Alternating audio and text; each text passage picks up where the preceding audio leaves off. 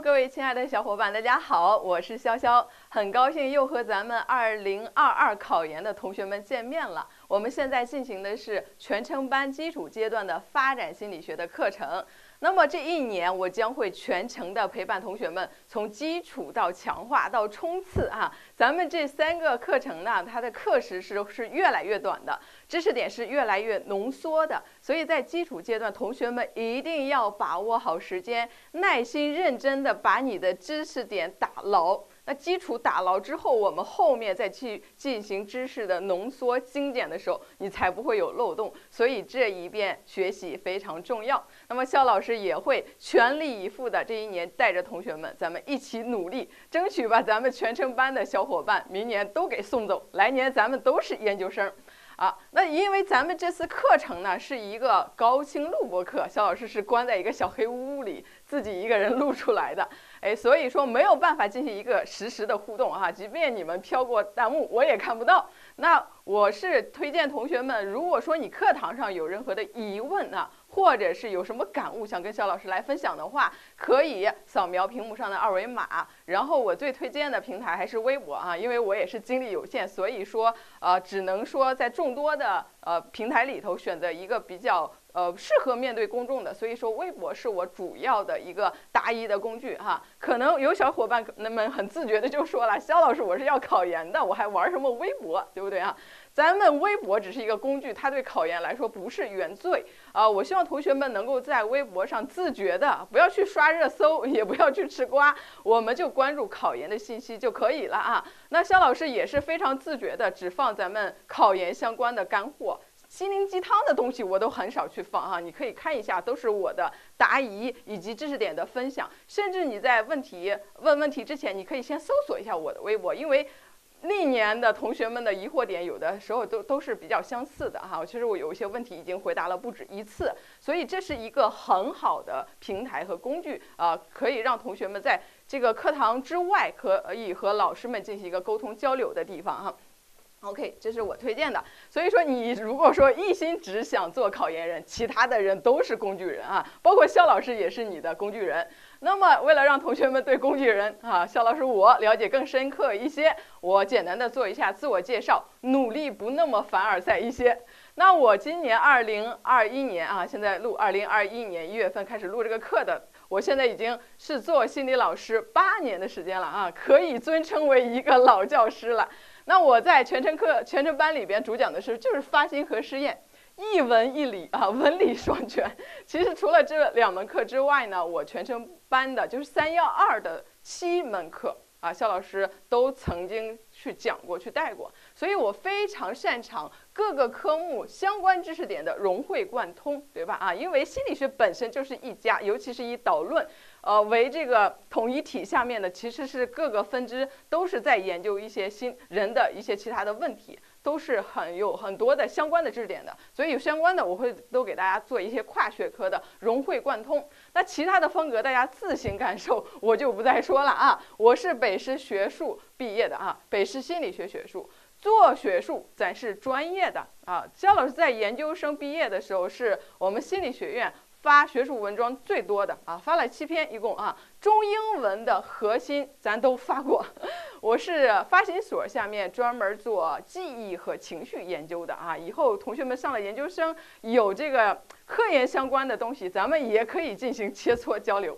好，那咱们比邻的小伙伴们拿到的所有的一套的这个书都有肖老师参与编写，尤其是在题上面肖老师是一个这个研究题的一个专家。你看我主编的这个阿凡提，还有么么哒，还有历年真题详解都是由我来主编的，这都是同学们在考研路上非常强有力的工具书。所以人是工具人，书是工具书。站在你们面前的是一个集专业和科研为一体的一个女子。那希望同学们能够放心跟肖老师飞，亲其师信其道。咱们今年一起努力，肖老师将会全力以赴，将我毕生所学知无不言言无不尽的教给同学们但是除了肖老师自己全力以赴之外，你不能无动于衷，咱们师生共同配合，我才能把你顺顺利利的送走，对不对我们一定要努力，你一定要比老师们更努力。那我们要努力到一个什么样的程度呢我给大家一个观察学习，一个观察学习，给你们一个大榜样。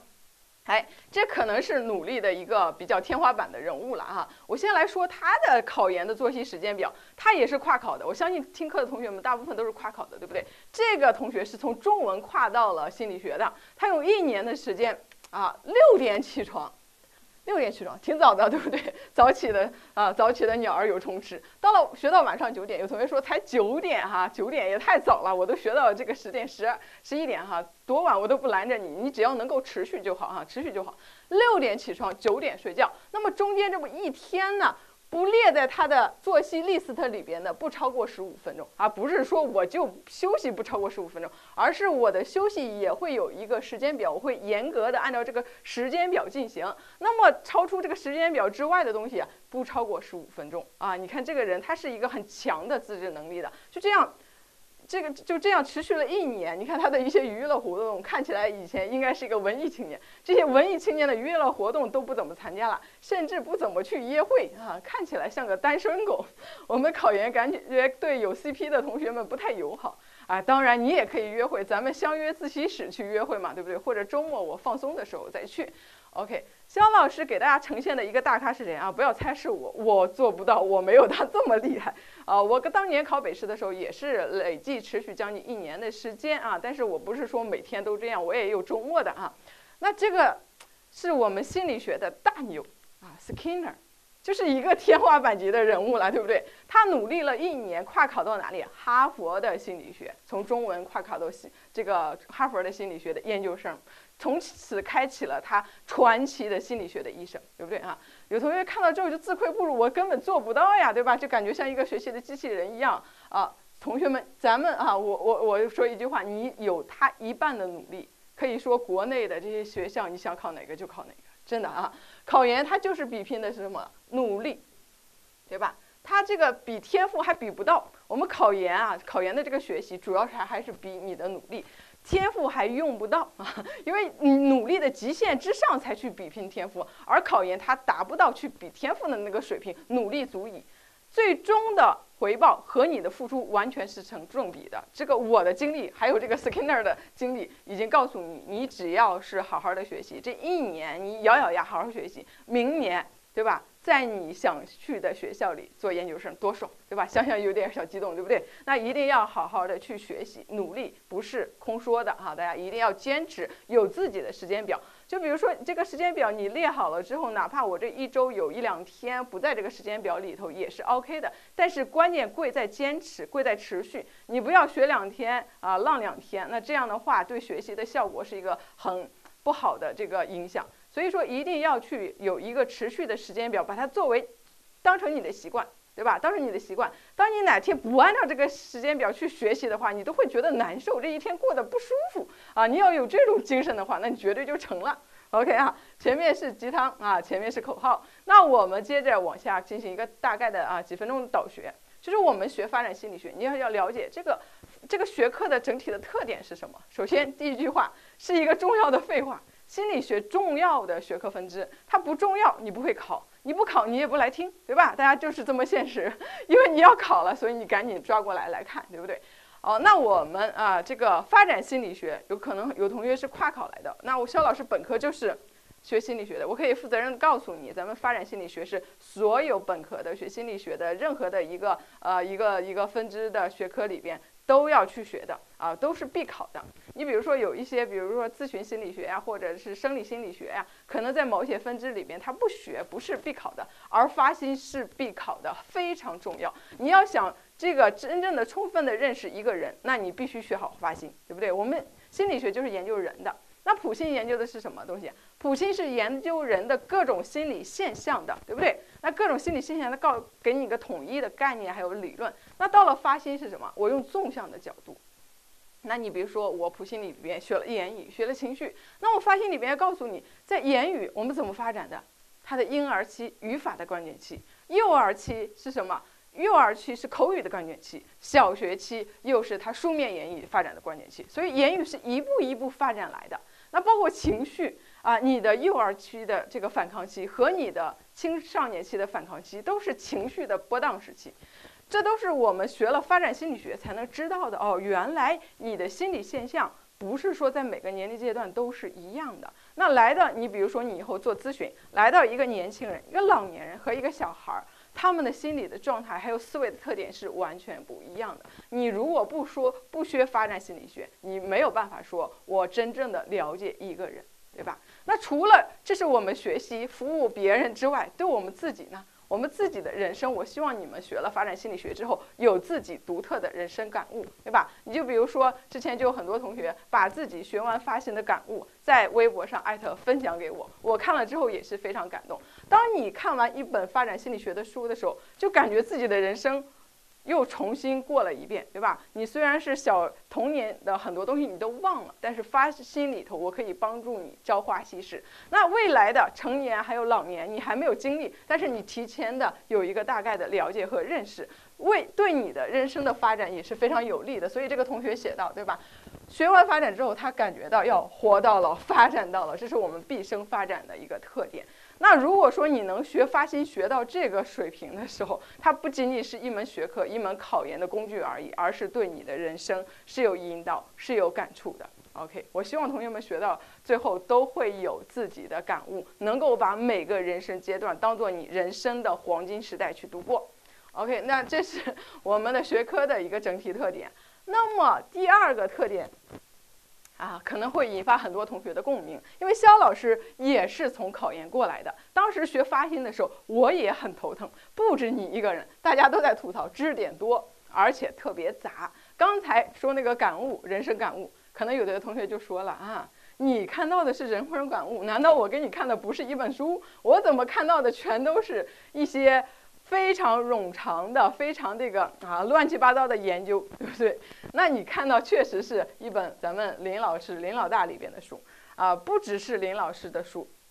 稍微要吐槽一下，对吧？咱们这个中国的这个教材里边其实都是蛮严谨的，蛮学术的。他这个写的很多的研究就是罗列的特别多就比如说我举一个例子，这就是咱们关于幼儿的认知的发展那一块，有一个关于推理下面的类比推理还分了好几条，分了5、6条。那么类比推理下面就一大堆的研究，对吧？好多人的各种研究、各种年龄、各种结论。那看完之后，真的就是我问你学会了吗？你告诉我你学废了，对不对？你看到这个东西，你会觉得头都大了。你看完之后就跟没看一样，非常正常，同学们不止你的感受，大家都一样。肖老师当时考研也是这种感觉，怎么发心书学起来跟我想的不一样？我想的人生哲理呢，对吧？我想的人生鸡汤呢都没有，全都是这些东西这就是科研嘛，科研难免枯燥一些，所以我们就要在一些这些杂且乱的这些研究中理出一条我们考研人所必备的知识线，对吧？因为我们的考试不是一个泛泛而学的你比如说我要给本科生讲，我要用50多个课时，用1个学期甚至1个学年讲这个发展心理学。我们当然考研我们是耗不过这个时间的，那么这就是一次考试，所以我们要分清楚你要想好好的学它，你可以在其他的时间，但是我们这1年的考研里边，你一定要分清主次。那主是什么？重点的东西是我们重点要学的，是需要你背诵的。那么非重点，你像这些东西，幼儿的类比推理，它罗列了那么多研究，我告诉你，你一概不看都可以，直接给它叉掉，对不对直接给它叉掉。为什么？这完全是一些拓展理解性的东西，你想看就看，你觉得看得很烦，你就直接把它pass 掉，就不要看，影响你的学习心情的话是非常得不偿失的，对不对OK， 那我们说这一块我就直接 pass 掉，我心里不放心，那怎么办？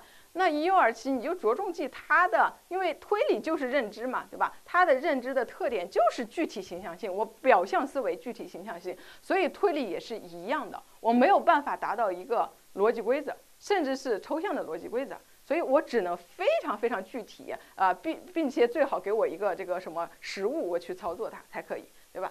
你这个时候把握它的整体特点，其他的当做这个拓展理解。OK， 那接着同学们可能就想了，那既然那个有重点，那重点的又要怎么学习？重点的东西它也不少，对吧？对于这门科目，那咱们这门科目是和教心加起来是占70分的，对不对？占70分，所以说你不能说我照着700分的这个这个劲头去学习它啊，这个就是性价比就不高了。那么70分里边呢，咱们发心其实要比教心要多一些的，将近40分啊，将近40分是发心，而且历年有一个大的综合题30分，一定是发展心理学的。所以说这块你说它没有比重那么多，但是呢又不容小视啊，又不容小视。那我们怎么办呢？抓住重点，一定要有学习方法。哎，不要死学，不要70分照着700分的劲头去学，不要死学。怎么办？要3个方法非常有效哈，就是找关键词、列框架、画表格。找关键词是第一步。你看书上那么一大堆的字儿，包括我们知识精讲已经帮大家梳理了、删除了很多的东西，但是字依然很多。那我的 PPT 上会更加的清爽。那么我的 PPT 上依然还有很多的字，那怎么办？我们要自己把关键词给圈出来。关键词是我们基础阶段要去圈出来的，并且去重点理解的，对吧？你要自己会解释它。你要用关键词干嘛？列框架、画表格。我先给大家进行一个简单的示范。你就比如说学到横段设计，学到我们的这个发心的各种的设计，有横段有纵向。咱们的知识精讲上哈，非常负责任的给你罗列了非常多的条，最全面的一个教材。优点4条，缺点4条。有同学学到这块就头大了。那这一块你要知道什么叫关键词啊？定义就是同时不同人。优点甚至我都能给你简化到4个字，叫做多、快、好、省，就这4个字。这4个字就是你要去找出来的关键字。那这个东西我会在后面展开的、认真的给大家讲，为什么叫多快好省，展开为什么是这个意思。包括缺点，不连续、难因果、取样繁，并且有一个关键词，就是专有名词，叫做组群效应。什么叫组群效应？就是我们在基础阶段着重去学习、去理解的，对吧？所以你把这个框架一列出来，是不是觉得非常清爽呀？那你书上看到的乱七八糟的那么多的字儿，那么多的知识点，会让你非常的头疼和纠结。不是你不想学，是你不知道你应该在哪块下劲儿，对吧？你背诵你都不知道从哪儿下嘴。那么我们基础阶段会把重点给你标出来，并且带着同学们把那么多的字给你做一个组合，做一个什么组块，做一个梳理，然后用这种清爽的方式帮助我们后面快速高效的学习。这是列框架。我们再来一个画表格，我也特别喜欢用表格的方式。这是非常重要的一个知识点啊，弗洛伊德的人格3我，是吧？可以结合咱们普心的人格的理论那一块，人格3我，本我、自我、超我，对吧？那你看书上一堆的字，其实它就可以分4个要点帮助你背诵。这个人格的名称，它遵循的原则，在人格的位置以及它的功能，功能用1句话就可以把它搞定，是不是？是不是这样子的？非常清爽啊！你不要责怪自己，就是背诵能力比较差，学习定力比较差，是因为你没有去梳理它，找到一个好的方法。当你看到这么清爽的框架和表格，你再说我不想背，那就是你的问题了，就不是我的问题了，对不对啊？所以我会帮助同学们把重点的东西着重的去做组织。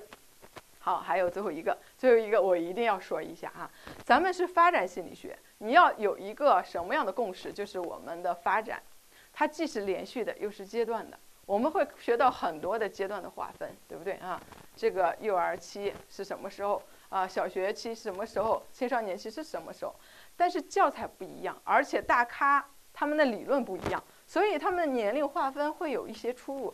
即便是同样一个理论啊，就比如说弗洛伊德性欲发展5阶段，第一个阶段口唇期，有的书上是0到1岁，有的书上是0到1.5岁，这个时候不要纠结，对吧？因为我们的阶段不是截然划分的啊，你在1周岁前你是这个口唇期。那么难道过了这个1周岁生日之后，你立马到了肛门期吗？不是的，它会有一些重叠和交叉。即便同一个理论，不同的教材里面可能还会有一些争议。所以说你不要管，咱们比邻的同学就跟着知识精讲上写的东西，你就放心大胆的背就可以了。如果你看的书多，你看到有些出入的东西，要允许它有阶段的重叠。好，还有一些译名啊，这都是外国人的名字，咱们译过来的，不同的教材可能译法不一样。就比如说埃里克森。有的书上是埃里克森，有的书上是埃及的埃里克森。你知道是埃瑞克森的音译就行了，不要说这个老师 PPT 上有错别字，还有那个安斯沃斯和艾斯沃斯特别多啊，霍林沃斯和何林沃斯都行。同学们，你知道是它就行了，对吧？看到不同的这个东西，你记住一个版本就行了。就比如咱们知识精讲，去年还是这个爱，今年又换成 I 了，对吧？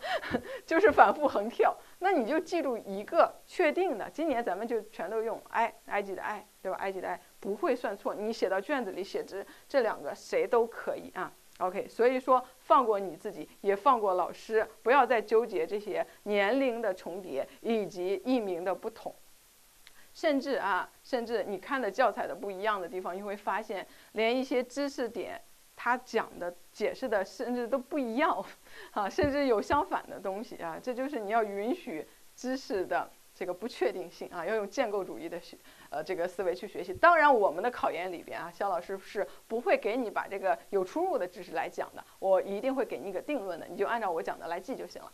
那么推荐同学们的参考书呢，基础阶段我不建议同学们直接扔书，对吧？看书看了好多的那个各种的研究，就像我刚才举的例子一样，看不下去啊，觉得很挫败啊，要把书扔掉。咱们基础阶段呀，还是先以书为主。我建议你最好是结合咱们的知识精讲，能够把教材翻一遍。就是知识精讲毕竟是根据大纲，它已经浓缩了很多的东西啊。那就比如说它的研究一些各种各样的研究是没有放在里头的，你可以作为一个扩展阅读啊，提高你的心理的专业性水平，对吧？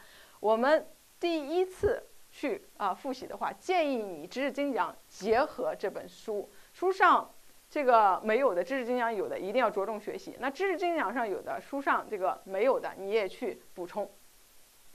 这个知识精讲上没有的，书上有的，你要去做补充。所以说第一遍的话，你要用书会补的内容比较全面一些啊。有同学说，我都过了暑假我才看你的这个基础课，我暑假之后我才开窍，我才想归于心理学的这个门下。那你这个时候你就直接不要看书了，这个时间就有限。当你暑假之前时间还是充分的时候，建议看一遍书。那么书的话是有不同的推荐，咱们当然第一本是推荐最经典的是林老大林崇德第3版的发展心理学，这也是312主要去参考的。但是它不只参考这一本，包括桑彪的儿童发展心理学，以及张向奎和桑彪共同主编的发展心理学，这都是3本非常经典的这个教材。肖老师在讲发心的直通车的时候，就名校直通车这3本书我都完完整整的讲过啊，都完完整整的讲过。这几本书都非常好，林老大的书最经典，对吧？大部分同学都用的这个，它的特点是什么？以年龄阶段作为分章。胎儿这个婴儿、儿童、幼儿啊，这个一个年龄阶段为一章。那这样的话，你会对这个年龄阶段的特点学得非常非常的记忆的深刻啊。然后呢，以它为补充的，就比如说桑彪老师，他的编排方式是什么？以心理现象的发展心理对象的发展作为分章。就比如说我这一章我只讲情绪，我这一章只讲道德，我这一章只讲性别化。然后在性别化里边，我把这个从这个小到大的发展的特点是来捋一遍，所以他这样的话就会对这个心理现象讲的比较连贯，是一种纵向的方式。那林老师的书上，他会每一个年龄阶段都重复一下这一章的认知的特点，这一个年龄阶段的认知的特点，那个年龄认知的特点。那你学完之后，你会发现非常支离破碎那么你用这种方式再串一遍，你会觉得比较连贯一些。所以这2种方式呢，你结合着可以结合着或者有同学说我不看书，那他也提供了你的复习的思路，就是我们用知识精讲，用年龄为阶段，学完之后我再用心理现象的发展为线索来串一遍。后面强化课上肖老师会给大家做这个工作，来串一遍，用另外一种方式来串一遍。我们的知识精讲呢，完全是以312的大纲就是原本的，我遵照大纲去出的，而且这里边的东西呢，是我们针对于历年的考研来说去做的这个总结和梳理，它的知识非常全面，而且是层次清晰。你用这个学习，它的逻辑性非常强，特别适合备考和考研，对吧？当然，你说这个里边我有些东西没看明白，不太了解的，我可以回到林的书上再去好好的去看。好，那咱们知识精讲也是咱们听课的一个教材必须用这个为教材，以它为教材我们来讲这个课。那知识精讲里边呢，其实就跟林书编排完全一样，是以年龄阶段作为分章的标准，并且呢，这个阿凡提的刷题宝典是配合我们基础阶段后期。你比如说，我已经预习过一遍，又听你讲过一遍，我甚至再复习了一遍，我做了3遍或者是2遍，哎，我还有时间。基础阶段很充分，那么我建议你基础阶段的后期就可以去做题了。很多同学是忍不住要去做题的甚至学了一遍就想去跃跃欲试的考察一下到底学的怎么样啊。题是试金石，是一定会能够考出来的。所以说，你如果说最少进行1、2遍的学习之后，你想做题，你可以来结合阿凡提，对吧？它聚焦考点，及时反馈，它是以章节为编排的我学了第1章，我就想看看我第1章学的怎么样。那么我把这个发现的第1章来做题看一下 ，OK 啊。所以说这是2本书，一个学一个练一个学一个练。好，那么我们接下来呢就开始到正式的发展心理学的这个讲解中了。那么在讲之前呢，我们要先建立一个叫做知识先行者。你要知道我们接下来要学什么东西不要上来就翻开书就一头扎进里边去了，你都不知道你扎到哪个知识点里头去了，一定要清楚的知道定位。那我们的发展心理学呢，咱们312的大纲里边，咱们知识精讲里边是分为8章的，概述理论，后面再加6章的每个年龄阶段的发展。前面2个，一个概述，一个理论，我们可以把它当做一个模块，就叫做导学。在导学里，你知道什么是发展心理学？我们学发展心理学用什么样的方法去学，以及发展心理学里边的经典理论是什么，这都在导学里头去学，并且整个里边有一个非常明确的正点，就是第2章，对吧？代言人就是老佛爷弗洛伊德。第2章是绝对的大重点，对吧？给他几颗星都不为过，有的时候有的年头甚至1半的分数都出自于第2章，所以就这么重要，一定要好好学。我也会放很充分的时间在第2章里边，把每个知识点给同学们都充分的讲解。好，这是重点已经有了。那后面的6章年龄发展阶段，对吧？胎儿这一章不是重要的章节，简单的看就可以了。我们也迅速的讲，它有的东西是我们初高中的生理知识。那么后面的婴儿、幼儿、童年、青少年、成年这5个年龄阶段各有它的重点。就比如说婴儿里边依恋的发展、言语的发展大重点，幼儿里边道德的发展、侵犯利他行为的发展，对吧？到了童年期，它是幼儿到青少年的一个过渡，那整体的过渡。所以说幼儿的一些特点在这一块我们要看一下它怎么转折过渡的。那么青少年他的自我同一性、他的情绪、他的反抗心理，到了成年期认知老化，对吧？这都是他们各章的重点，绝对没有说哪一章是绝对的大重点，其他的都不重要，每一章都有它的重点。并且呢，你看我们年龄阶段虽然画了只是6个阶段而已，但是你说青少年期它如果细分又分为初中和高中，那么成年期到了18岁就成年了，到了你老可能80、90岁了，你都能在一个年龄阶段一概而论吗？当然不科学，对不对？所以它又分为早中晚期，那又有各自的特点。所以说每个阶段里边呢，你都要去认真的这个去分析去学习。好的这是我们整体的一个框架。每一章我都还会用以框架为开头，再用框架为结尾，我们源于框架结于框架去学习这一章的重点。好，我们来看一下第1章的内容，就是它的一个大概的概述就是我们要知道3个问题，在这块我们学3个问题，就是 what， 我们学发心要学什么东西；第2个是 how， 我们如何去做发展心理学的研究。这个笔好难用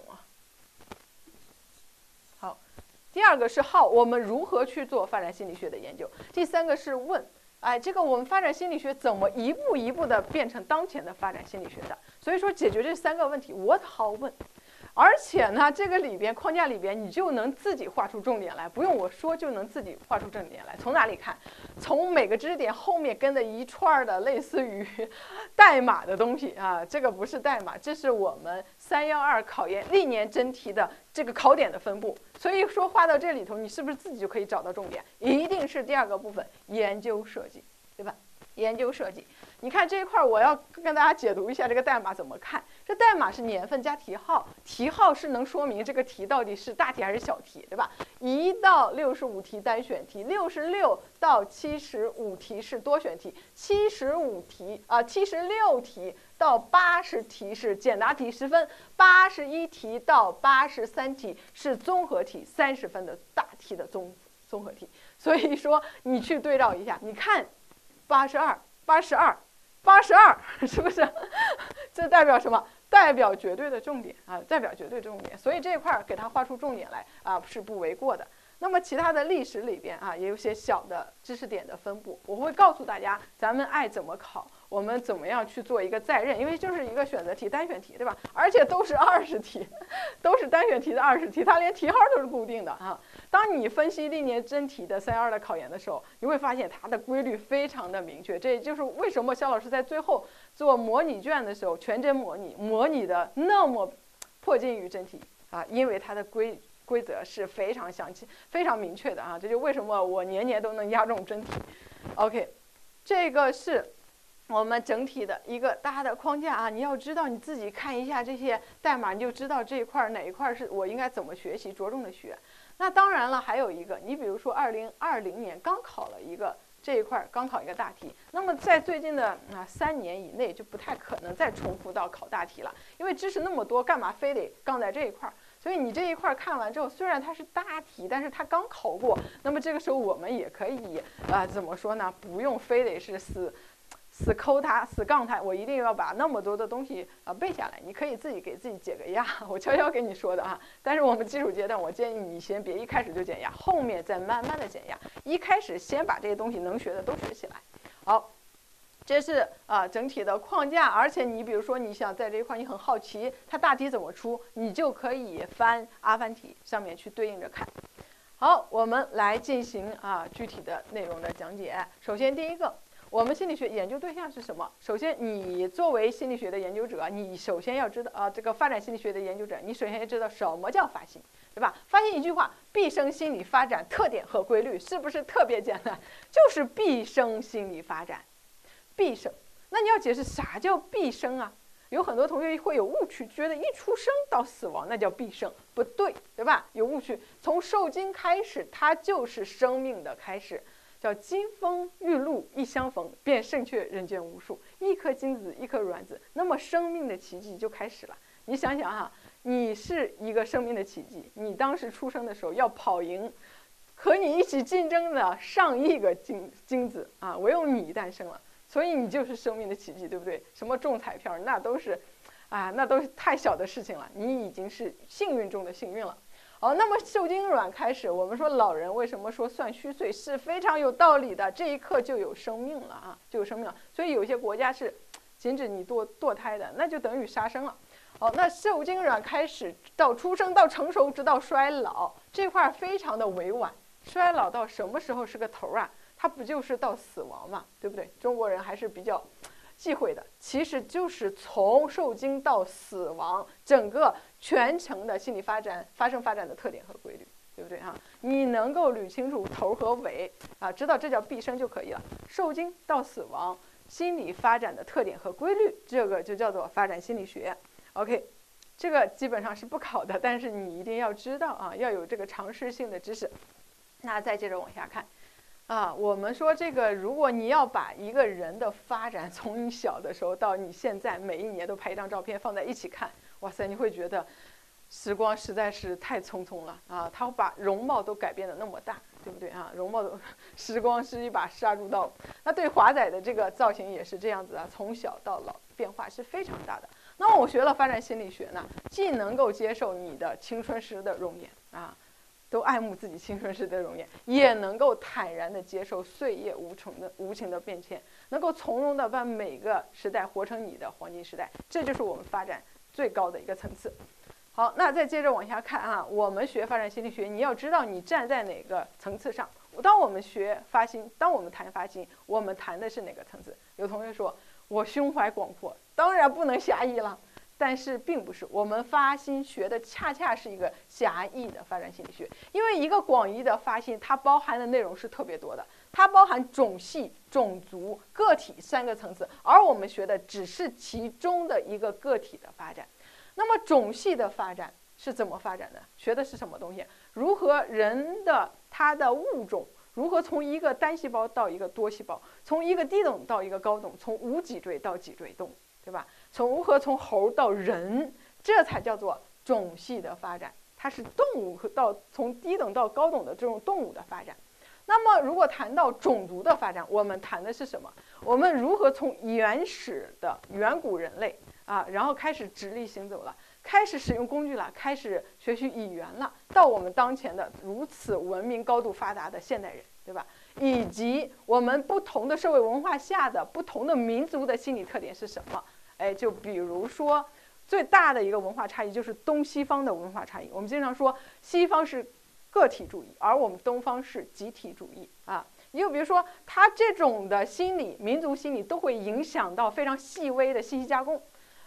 这就是个比较经典的研究结果，也非常显著，就是西方人他看这幅图片看到的什么？看到的就是这个大鱼，看到的 C 位的主角，而我们东方人看到的什么？看到的这个图片之间的关系啊，这个整个生态系统的关系。所以说这就是差别啊，这个不再过多的延伸。如果你学这个种族心理发展的话，你会往这个方面走。那么我们的个体发展就回到它的概念上了。就是我们认为放之四海而皆准的个体的普世发展规律是什么啊？是什么？这是个体。那么我们学狭义的这个层次，你也要知道，我们有2个层次需要去把握。好，我讲的这页 PPT 不用记住它，你理解就可以啊，你熟悉就可以。好，那我们有2个层次，首先有2部分。这2个部分是我们接下来学习每个年龄阶段的心理现象的2个重要的线索，对吧？这2个是贯穿全程的2个线索，一个是认知的发展，一个是社会性的发展。认知的发展，大家都学了普心，我来考一下，什么是认知？认知包含了什么东西，对吧？认知它包含感知、思维、言语、记忆。这都属于认知，所以这些东西在我们每个年龄阶段都有可能会涉及到啊，记忆怎么发展，我的言语怎么发展。好，那社会性的发展，大家一说到社会这2个词，现在已经被搞得妖魔化了，对吧？社会啊，你消解，人美路子野；社会你赵哥，人狠话不多。那其实这个社会在发心里面，在心理学里面，其实是一个很单纯的定义。什么叫社会？当你开始和你之外的其他的第2人建立联系的时候，就出现了社会。那对于婴儿来说，依恋就是他最初的社会性的表现，对不对？只要你跟别人建立连接了，你就叫做社会。好，那你比如说这个里边可以包括依恋的发展、利他，还有这个侵犯、道德，还有性别化，也是在社会文化下去啊，这个性别认同的，甚至包括你的自我的意识、你的人格，都是在社会化的进程中逐渐形成的。这个所以说也是一个大的线索。那认知里边以思维作为重点，社会性里边以你的人格的发展作为重点。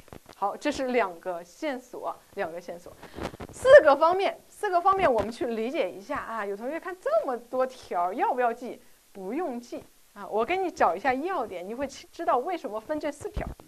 心理发展的社会生活和教育条件，这是什么？生理因素，这是什么？这2个是对应的。你后天才会经历社会，对吧？才会经历教育。那么生理因素是你的先天，尤其是基因决定的，对不对？一个后天，一个先天。那再加上动作、活动、言语，这是什么东西？动作、活动和言语，这是2个大咖非常看重的心理发展的起源。皮亚杰认为心理起源于你的动作，而维果斯基认为高级的心理机制产生的基础是儿童学会语言符号了，对不对？这都是我们第2章的重点，你这一块不用非得赶紧记这个定论，你就知道一个是皮亚杰看重的，一个是维果斯基看重的，对吧？所以我们再总结一下，后天因素、先天因素，老皮认为的心理起源，这是老维认为的心理起源。所以这4个方面是影响我们发展的最重要的4个方面。OK， 那我们接着往下走了哈。这样捋完之后，你会发现没有像你想的那么复杂，没有你想的那么没有逻辑性。好，那接着我们作为一个发现学者，我们应该自觉地承担一个什么样的任务呢？就是这4个任务，金灿灿的4个字：描述、解释、预测、控制。那么这4个任务呢，是除了发心之外，你只要学心理学，甚至你只要作为一个科研学者都要承担起来的4个任务。这4个任务的层次是从低到高的。这一块后面的东西用背吗？完全不用背，对吧？你中文，你用自己的理解能不能解释啥叫描述？描述的什么？描述的是特点和什么情况，对吧？那解释的什么？解释的是原因啊，对吧？为什么会这样？那预测未来发展的趋势。当你预测未来发展它不好了，我们是不是不能坐以待毙呀？你不能弃疗，你要控制它，或者叫做干预它，把它从不好往好了进行控制。这就是这4个任务，完全不用背这些后面的这个不说人话的东西，你用自己的理解自己说就行了嘛，对不对？那为了加深大家的理解之后外啊，我再用一个非常重要的依恋的研究来串一下，在做依恋的时候，我们如何承担这4个任务？首先，你要告诉我什么是依恋，对不对？并且，依恋有安全性，有不安全性，它们是怎么表现的？是不是？那依恋，什么是依恋，以及依恋的不同类型的特点，这不就都是描述吗？那到了解释，你这个时候难道不好奇吗？同样是个宝宝，为什么你生下来是安全的，我就那么惨是不安全的啊？我做了什么孽呢？对不对？我要解释一下。那这个时候我们很容易就会想到2个方面，一个是不是你爸妈没有好好的照顾你，让你觉得不安全，是不是？一个是他的锅，另外一个是你有没有可能你这个宝宝他就不省事儿啊？你是个困难型的宝宝，哪怕来了圣母玛利亚，也把你养不成安全型的，对不对？所以我们就解释，有可能是父母的原因，有可能孩子本身的特点。那再接着往下，你眼看着这个孩子在3岁的时候和父母的互动，他就是一个不安全性的依恋，比如是一个很作的反抗型，或者是一个很高冷的回避型。那么这个时候你就可以掐指一算说，孩子你是天煞孤星的命啊，你命里属狗，单身狗的狗，是吧？然后你就可以预测他未来的人际婚恋绝对会遇到一些问题啊，绝对产生不了很高质量的亲密关系。那么这个孩子就会很郁闷，他说我不想住孤生啊，但是你能不能给我破一破？那破一破用什么？用控制。我们现在很多的心理理论已经非常科学的提出来，如何从系统由内而外的调控你的依恋类型。当你意识到你的依恋不安全的时候，这就是解决问题的第一步，对吧？我们改变不了别人，但是我们可以重塑自己嘛。我们可以用行为疗法、认知疗法。行为加认知疗法，对吧？然后从内而外的把你从不安全的塑造成一个安全的类型，然后去谈甜甜的小恋爱，这就是起到了什么控制的作用。这就是我们发展心理学。你看，你如果做到这一步的话，对吧？你能够把一个回避型的依恋，搞成这个安全型的，那这个时候别人尊称你一句大师不为过。好，那我们再接着往下看哈，这个里边还有一个隐藏的知识点。就是描述这个任务里边，还有一个会考到的一个小点，对不对？我们在发展心理学里边，主要描述什么？主要描述的一个主要的任务就是我们每个年龄阶段的年龄特点是什么。那么最初我们如何划分年龄阶段的呢？不同的人就会有不同的划分的标准，对吧？大咖之间嘛，相互 PK， 就像我经常比喻咱们心理学。咱们做心理学的研究，就像盲人摸象一样，对不对？你摸到一个耳朵，你说像是扇子；他摸到一个腿，他说像是柱子，都是可以的，是因为你站的角度不一样。咱们心理学的大咖也是一样的，对吧？不同的标准划分不同的年龄阶段。好，我们这个里边有四个。那这个里边呢，我标黄的智力的发展、个性的发展，是我们第2章里边要去学的重点。皮亚杰、埃里克森。重点中的重点，所以后面你就会学这一块，你简单看一下就行了，对不对？那皮亚杰以什么划分的？智力的发展，把思维化成4个，或者把认知化成4个，在一个广义的概念里边，在皮亚杰里边，智力等于思维，也等于认知。你看到这几个词儿互换，不用这个觉得很惊讶。好，它分了4个阶段。那埃里克森呢，以人格发展用自我的发展，把自我分成了8个时期。他的老师傅埃里克森弗洛伊德呢，弗洛伊德也是人格啊，人格划分了几个阶段，5阶段，只是它的标准具体来说是与利比多投射的身体部位。哎，你这一块如果觉得听不明白，那说明你没有预习。我建议同学们啊，在听我课之前，要整体的对发心做一次预习啊。最起码你在听第1章之前，要对第1章进行预习，你不要上来就听，你硬听，对吧？你不要上来就硬听，你一定要自己提前做一下预习。建议是整体预习完一遍再听，或者是这1章预习了之后再听。要不然有些东西后边的东西我前面提前说你不了解，但不了解也无所谓，后面都会讲到。这2个你就不用管了，后面还会学，对不对？那你着重的去做一下对应，这都用选择题做一个再认就行了。伯曼内分泌作为分级标准，哎，来划分生理的发展的，这个感觉很诡异啊！伯曼内分泌，哎，从来没听说过，没听说过，说明你普心的书看的不详细。咱们普心的在人格的那一章就提过伯曼，他也是用内分泌腺把人格分成不同的性格，分成不同的类型的，对不对啊？他又来了，他带着他的内分泌腺又来了，对吧？这一块咱们不用管它，不会考，因为现在不怎么说了，不太科学，就不怎么说了。那你大概去了解一下，也是有一点道理的。幼年胸腺的发展增强免疫力，童年松果腺的发展是这个促进你身体生长的，青年性腺的发展性成熟的，对不对哈？现在不怎么说，你能够再认出来，看到伯曼知道生理内分泌就可以了。好，那么第4个呢？埃里康宁、达维多夫，他们2个稍微咖位大一些，他们是苏联的著名的发心学家，他们用什么来划分的？活动类型啊，把孩子分成不同的这个年龄阶段。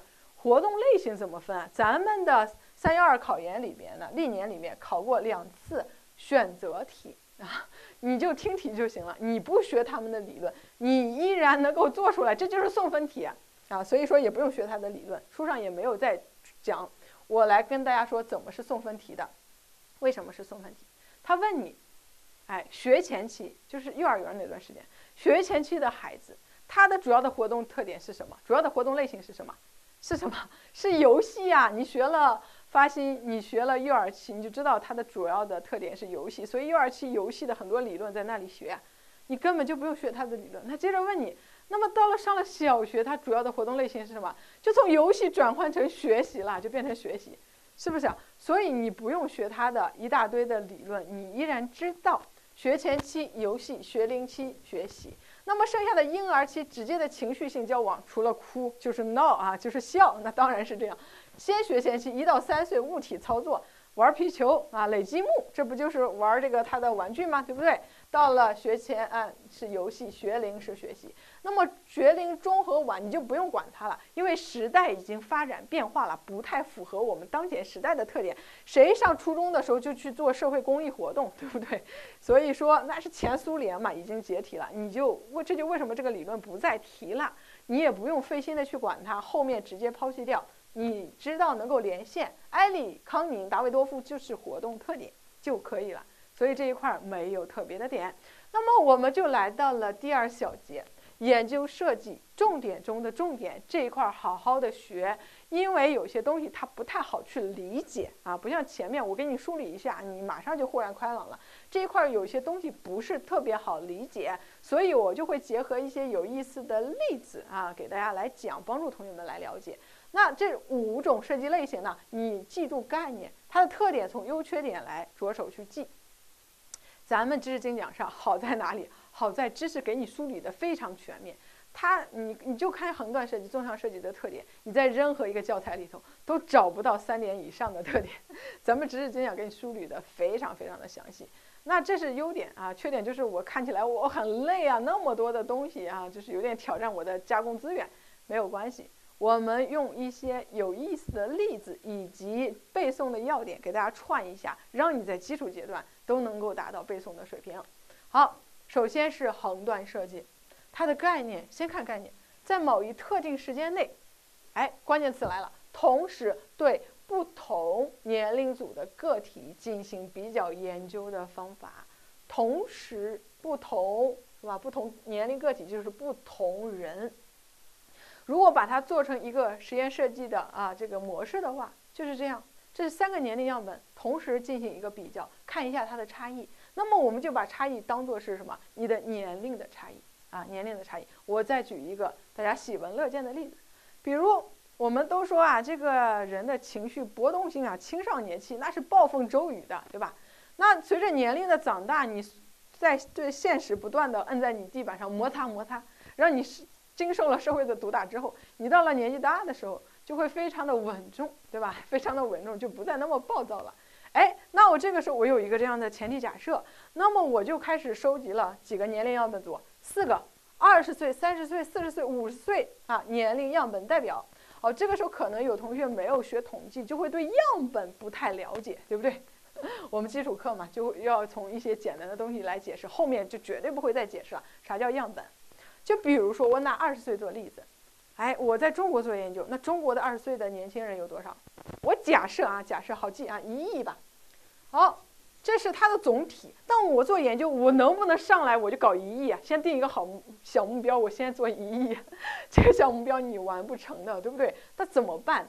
我们就用抽样统计啊，就是统计那一块的抽样的原则，随机抽样，从里边抽出来200个被试作为我的年龄样本，这叫样本。这200个是我推测总体1亿的一个样本。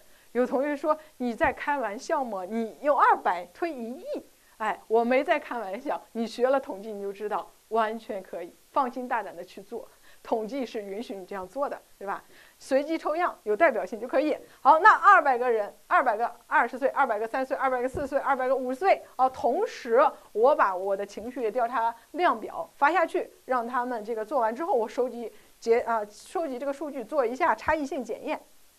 结果如我所料，20岁20岁的时候呢，情绪还非常暴躁，对吧？他的情绪波动性比较大，怼天怼地怼空气啊，特别不省事儿这个有什么东西有什么不满直接发表出来。那么30岁40岁到了开始趋近于中年，已经开始慢慢的佛系了虽然心里马买皮，但是嘴上能够做到笑嘻嘻，已经开始能够忍了。那到了这个年龄更大的50岁内心也披三的拉五了，整个就是佛系了有什么好冲动的呢？年轻人，对不对？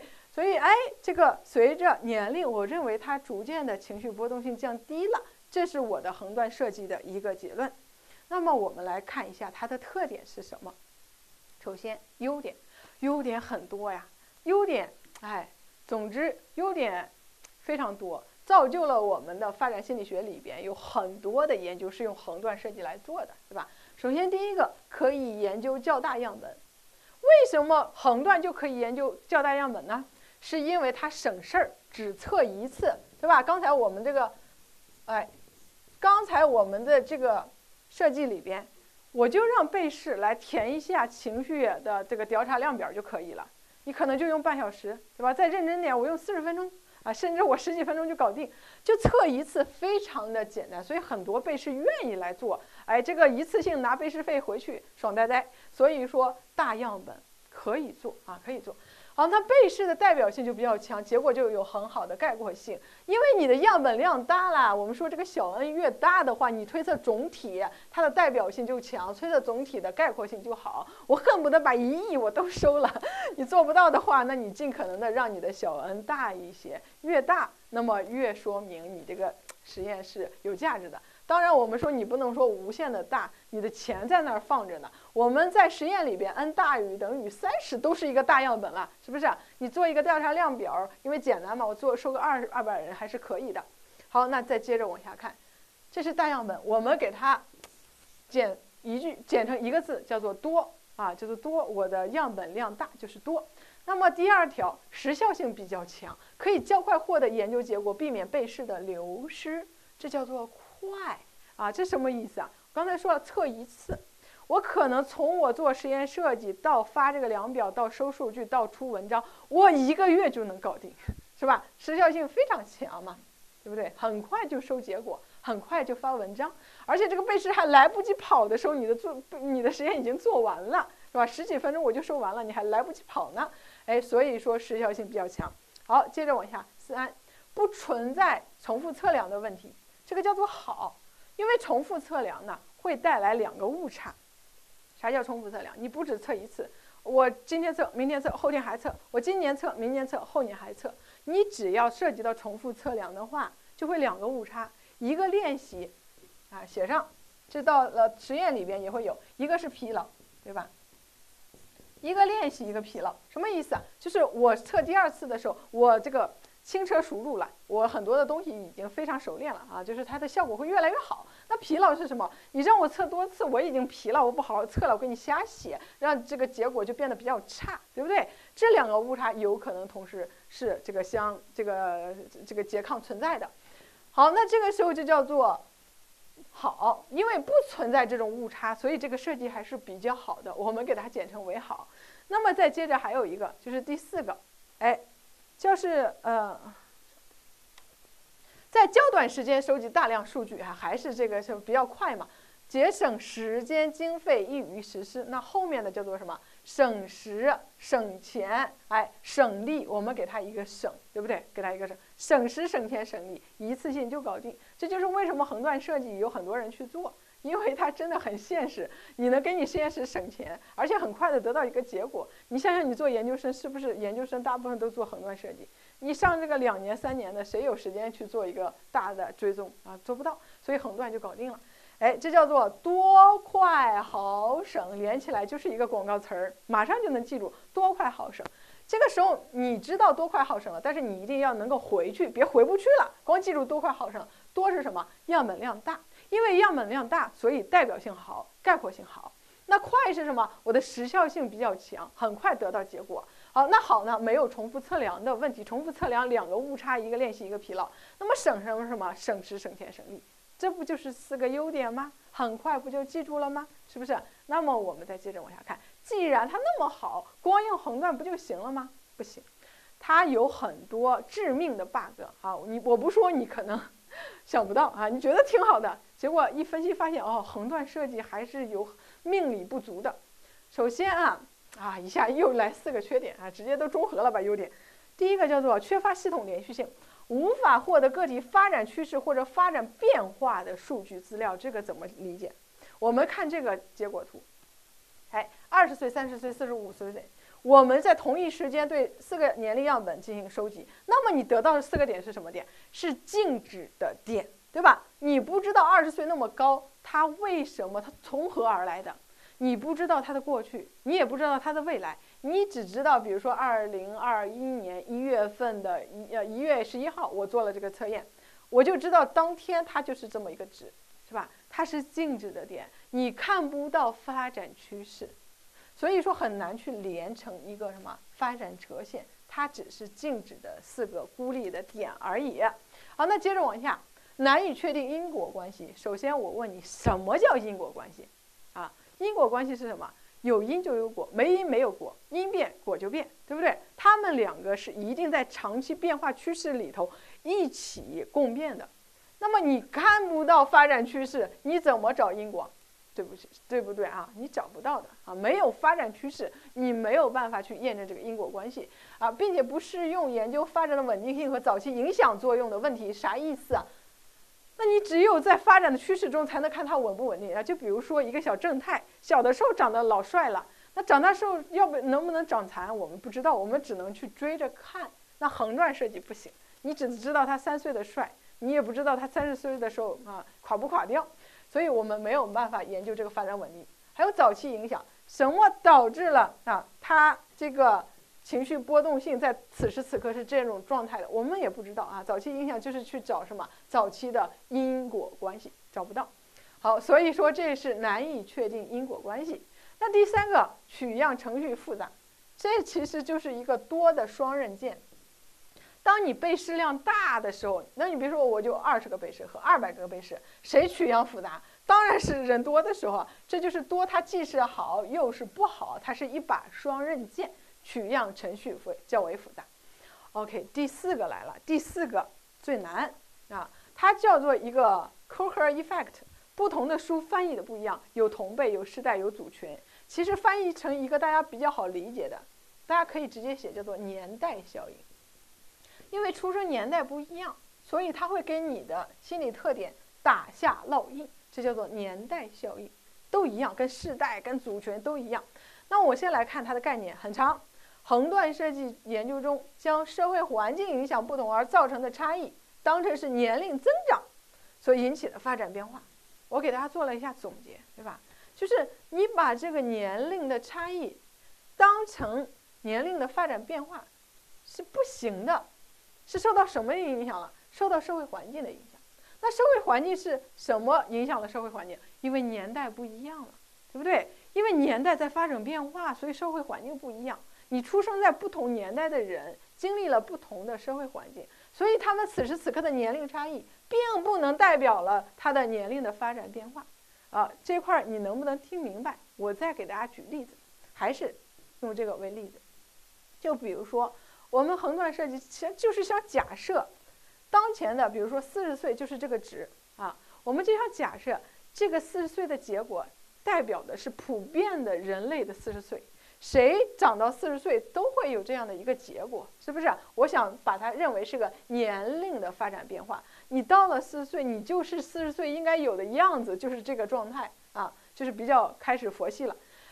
那如果说你想反驳他，我到40岁我就不这样啊。你就比如说我一个00后，我00后，我长到40岁我也不佛系，我到50岁我不会老年吃重，我依然是怼天怼地的老钢炮。因为什么？因为我00后生长的这个年代，造成了一个宽松的环境，大家对言论自由、对情绪的自我表达都非常的鼓励要做自己，要 real， 对吧？不要太虚伪，所以情绪依然是波动性很大。我从20岁发展到这个40岁，和你当前的40岁是不一样的，是不是啊？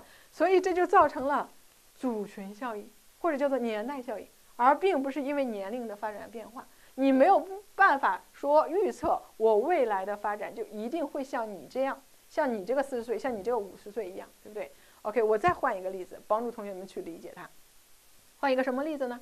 就比如说这个纵坐标我们改一下，改成什么？改成你对同性恋的支持程度对同性恋情的支持程度。OK， 它也得到一个这样的结果。发现年龄越大呀，我越保守，我接受不了的啊！你出柜，孩子出柜，我恨不得要把你揍死。而我们的年轻人呢，对吧？恨不得万物皆可泥塑谁你都要搞男 CP 女 CP。你看那个老福特你上老福特频率就代表了你对同性的支持程度就是俯眼看人机。好，那这个时候真的就完全就状态就不一样了。我们现在反而感觉这个异性恋要受到歧视一样。那这个时候我能说我现在的年龄差异就是年龄变化吗？你当前的非常这个俯眼看人机的这小年轻到50岁我就接受不了了吗？有可能你50岁比你现在更浪，是不是？这就是组群效应导致了我们横断设计里边呢，你的年龄差异不要轻易的归结成它的年龄的发展变化趋势。那有同学说，哇塞，这是一个很大的 bug 呀，那我怎么才能做这个横断设计？那我横断设计下的所有的关于年龄发展趋势的结论都不对不要这么绝对。当一个国家的它的环境变化比较稳定的时候受这个就比较小影响就比较小。那中国的时代变迁还是非常厉害的那除了这些东西之外，我们要知道认知的发展，它受社会性的发展小一些，所以认知的发展用横断也是可以解决的也是可以解决的。OK， 不是说那么绝对，你看到组织效应就所有的横断就做不了了，依然是大行其道的，因为它确实省对不对？好，那我们再接着往下看，这是横断。我们来一个纵向，纵向和横断它们是天生互补的你这样我那样，你是优点我是缺点你是你的优点我是我的缺点你的缺点是我的优点。所以说纵向设计它可以和横断设计结合去学习，它叫追踪设计，是对同一个个体或者年龄组在较长时间进行什么？这是定语，要记住，有系统的定期连续观察和研究。这就是追一个人，你用了很多年去追这个人。如果追一个人，这叫做个案研究，对不对我就逮着你这一个人进行持续而深入的研究。如果是对一个年龄样本组，就是我们传统意义上的纵向设计就比如说它的设计示意图是这样的我对00后追了30年，然后把它的一个3个点连成一条发展线进行一个比较好，我们还是用这个研究为例子，比如说这个00后，我从他20岁，我计划追到50岁，那这是我最终的一个数据啊。就比如说不是00后吧啊，是一个70后，我们就可以现在得到这个数据。我们追70后，哎，然后每隔10年测一次，20、30、40、50，然后测得了4个点，我是不是可以直接连成一条发展趋势线？对不对？你再说有这个有年代效应就没有了，因为我70后都是同一辈人，他接受的环境是一样的，那所以说我就可以直接画成一个发展趋势的线。好，再往下看啊，我们看纵向的优点是什么？它的2个大的优点正好对应的横断的前2个缺点，是吧？第一个优点是比较完整系统的发展过程，以及发展过程中的一些转折点、显著的阶段特征和量变质变规律，对吧？我们就可以看到这个一个发展趋势图，它是非常完整的。我们知道这个40岁的当前的点，过去是什么样子，未来是什么样子，对不对啊？以及这里边有个转折点，就是40岁恰恰是情绪波动的转折点，40岁之后它大大的降低了。那么转折点之前是量变，转折点的时候就是质变，对不对？这就是第一条系统完整的发展变化过程。第二个有助于确定因果关系，前面已经分析了因果关系，你得在趋势中去找。那比如说我们假设什么造就了你情绪波动性开始降低，开始稳定了呢？哎，我认为我提出一个假设，就是辩证思维。我越能够辩证的多元的看待这个世界，所以就会越能接纳一些和我不一样的东西。哎，那我同样的去追情绪波动性和辩证思维，它们2条线的发展结果，来看一下是不是像因果关系一样相辅相成的发生变化，对不对？特别适合研究发展的稳定性和早期影响的问题。早期的，就比如说我的这个辩证思维的发展。那么稳定性，哎，一看发现情绪波动性是不稳定的，它有一个较大的变化，这都是纵向设计直接告诉你的。好，那再接着往下看，纵向设计没有缺点了吗？有的啊，有的。我们来看一下，你一下追了几年？追了30年，对吧？你一下追了30年，你想想，你的学术生涯有没有30年啊？首先第一个，费时费钱费力，费不费？30年。而且要对这么多人使劲的追，想想就很费啊，想想就很烧钱，所以我们这个叫做不省，对应的横断的省，这个叫不省。好，把它写出来，我们好记。好，第二个时效性比较差，你追了30年才能得一个结果啊，这30年人家都不关注，这个学术界都不关注情绪波动性了，对吧？人家早就成定论了，所以说这个不快啊。一个非常经典的纵向研究啊，真的要经过怎么样也得经过几年、几十年的这个追踪啊，这就是纵向设计一旦出来就特别经典。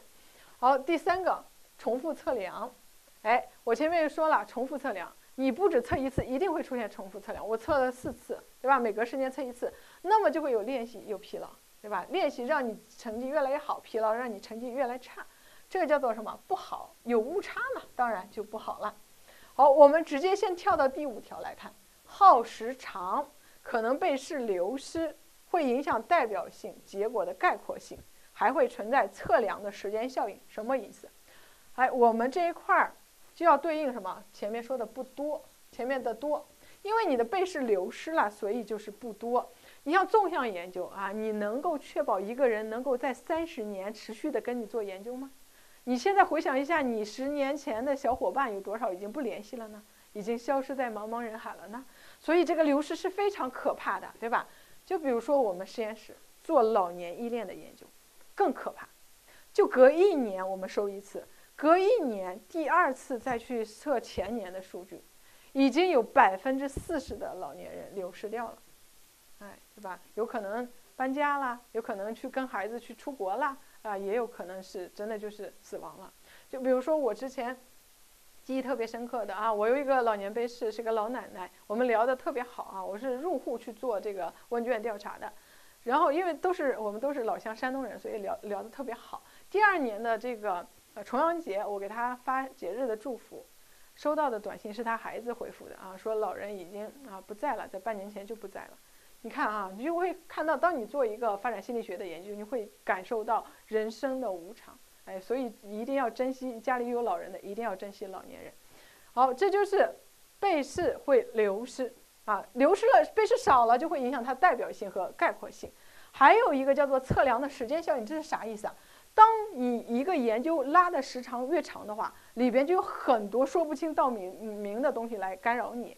就比如说你一下整30年，如果说啊，我说如果不是真的啊，这里边再来了一个文革的话，对吧？再来一个文革，那么年轻人你还敢怼天怼地怼空气吗？啊，直接整死你，对不对？所以说，如果说比如说文革、战争啊这种的，都会大大的影响我们人类的很多心理现象，这就是一个大的误差了，哎，所以能够早点结束的实验，你早点结束。好，这个是纵向设计，还有一个什么缺点？还有一个什么跨代效应？这个跨代效应之所以单独的把它拿出来，就是我们剩下的4条就可以对应我们横断设计多快好省加个不省不快不好不多。那么剩下一个跨代效应，这个跨代效应恰恰和我们前面说的那个同辈效应可以联系在一起。比如我前面说我对70后收集的一个结果，它这个里边没有同辈效应了，因为我是同一个年代的人。那么我为什么又出来跨代效应了？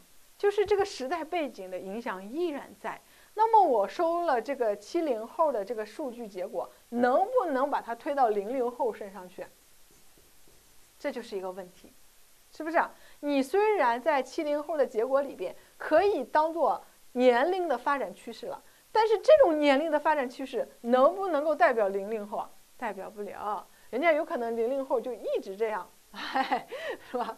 一直这样很刚啊，一直很刚，我的情绪波动性一直很大，有可能是这样子的。所以说它影响的是你的这个发展趋势结果的推广，对吧？推广。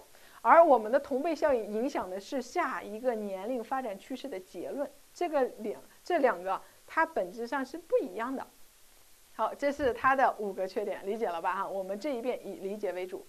好，我们纵向、横向，既然它们是天生互补，我们何不咚的一下变成一个真的互补的聚合交叉设计呢？聚合交叉设计怎么做的呢？在纵向研究图式中分段进行横断研究。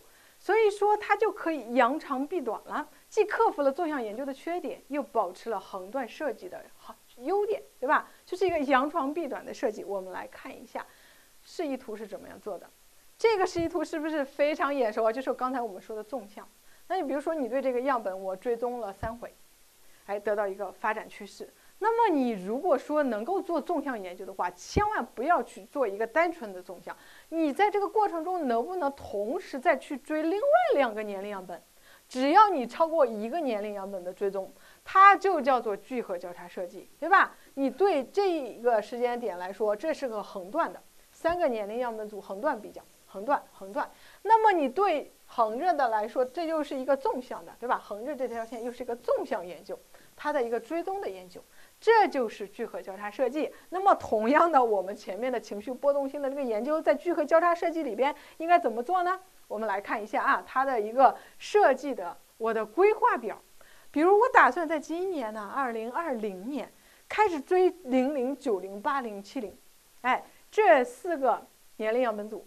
然后呢，追了30年，我追到2050年我退休的时候，那个时候啊，应该可以退休了。2050年我追30年，哎，然后每隔10年我测一次，我就可以得到了20到50岁的，又有横断又有纵向，对不对？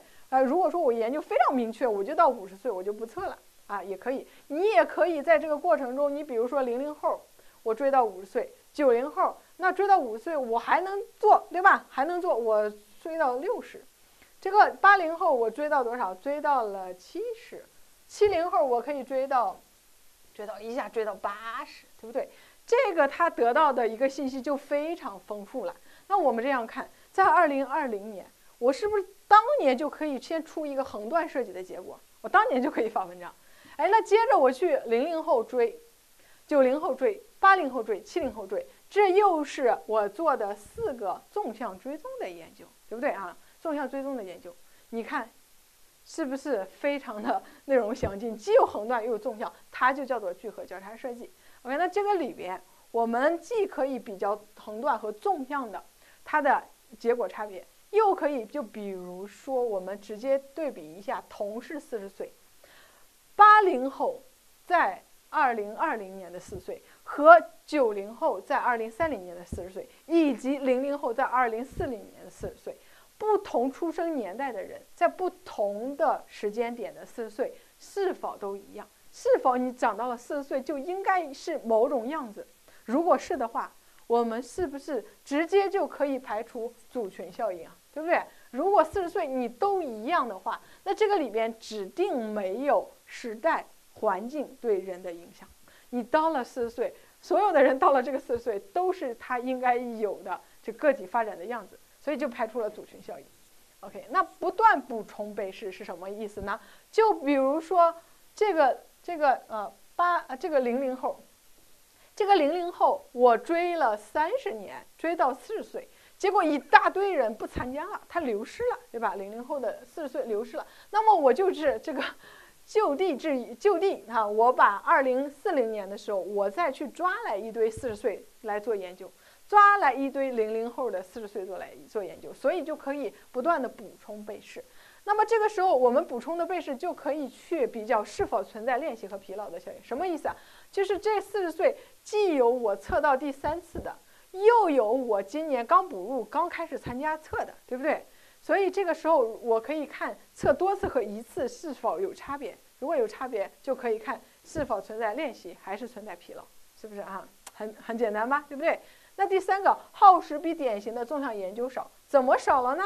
我们说我们追了30年，如果你把这些都补全，我就可以从20岁看到80岁的整个的年龄的差别，是不是啊？你用30年，你就可以看到20岁一直到这个，如果你接着追50追到80岁，你就可以直接比较所有的年龄的差别，对不对？它就耗时比纵向研究要少。第4个，可对发展的稳定性问题和早期影响作用进行研究，这就是什么？纵向研究的它追踪的优点呀，对吧？追踪的优点。好，我们再来总结一下，你看到了那么多点，4点。第1个，排除组群效应，这是谁的缺点？这是横断，你可以写上啊，这是横断设计的缺点，对吧？横缺。哎，不断补充被试，这是谁的缺点？这是纵向研究的缺点，纵缺。好，那研究是否存在练习和疲劳，这也是纵向研究的缺点。前面2个是补缺点，补一个横断的缺点，补2个纵向的缺点，对不对？那么接下来第3个，耗时短，这是横向的优点啊，对不对？横向的写上横优。哎，那第4个，很明显这是谁的优点？纵向的优点。嘿嘿，这个里边我们既看到补缺点，又看到扬优点，这就是取长补短。好，那么最后我们还要给它找出来一个，对吧？你既然这么好的就没有缺点吗？也有。科学性、适用性虽然很强了，但是你要结论要进行大面积的推广的时候，还需要进一步的验证。你这个里边，即便是我做的研究年龄样本多，就是00到70，那么我们10、20的人后背已经长起来了，你如果往上面推，还是要谨慎一点的推，有可能时代又变化了。这就是发展心理学，常做常新，常年更新，因为一茬一茬的人都长出来了。好，那我们可以做一个总结，前面说的全都是文字性的东西，也给你做总结，也给你做梳理了。那我给大家做一个示范，你可以自己在课下怎么样进行一个复习。我们用框架的形式，对吧？我前面说了，每个设计你需要记住定义，了解它的这个例子，记住它的优缺点。那么我们记的东西就放到一个框架里边，定义同时不同人，优点4大优点，多快好省。缺点是什么？不连续、难因果、取样繁、有组群。你要自己会解释什么叫组群效应。OK， 你可以再接着展开。那接着往下，我们到了什么？纵向设计。定义是什么？反过来了，叫做同人不同时，同一年龄样本在较长时间进行连续定期的观察。那优点是什么？2大优点啊，完整连续啊，完整系统，然后有助于因果。缺点呢，不多不快不好不省，你对应上再加一个什么跨代效益？跨代效益就是在推广上会受到限制。好，那接着，取长补短的来的一个什么聚合交叉设计？定义是什么？定定义是既有纵向也有横断，对吧？既有纵向也有横断。优点是排组群补背式，了解练习和疲劳，这是什么？补缺点。下面扬优点，耗时少，对发展稳定和早期有影响，这是一个横断的优点，一个纵向的优点。那么最后缺点是什么？如果想大面积的推广，还需要进一步的验证。这就是我们所有的东西，你都可以放到这个什么框架里边。我给大家布置作业，开始布置作业了，对吧？框架下课了自己画，你要把所有研究设计5大研究设计的框架画到一个页上。你展开的是关键词，尽可能的少，对吧？我给大家的字还多，你还可以再少，叫做排组群补背式，对吧？你只要能够把关键词找出来，你自己理解它为什么就行了。你甚至是你自己的暗语都可以，你自己的代码都可以，你就把它画到一个框架里边。后面我不再做示范了，你自己去画，对吧？后面还有2个研究，一个是行为遗传学研究，它分为2个，对人的是双生子，还有对动物的选择性遗传。我们先看双生子，这个也很有意思。通过比较同卵双生子和异卵双生子之间在某种行为特点上的相似性，探究2个东西，一个遗传，一个环境，就是一个先天一个后天对行为特征的影响的程度，这就是它的概念。概念很长，对吧？你可以缩略一下，就是用同和异双生子来去探索到底是遗传的影响还是环境的影响，对不对啊？那我们要知道双胞胎，我们平常说的双胞胎多指同卵双胞胎，就这2个小孩子长得一模一样。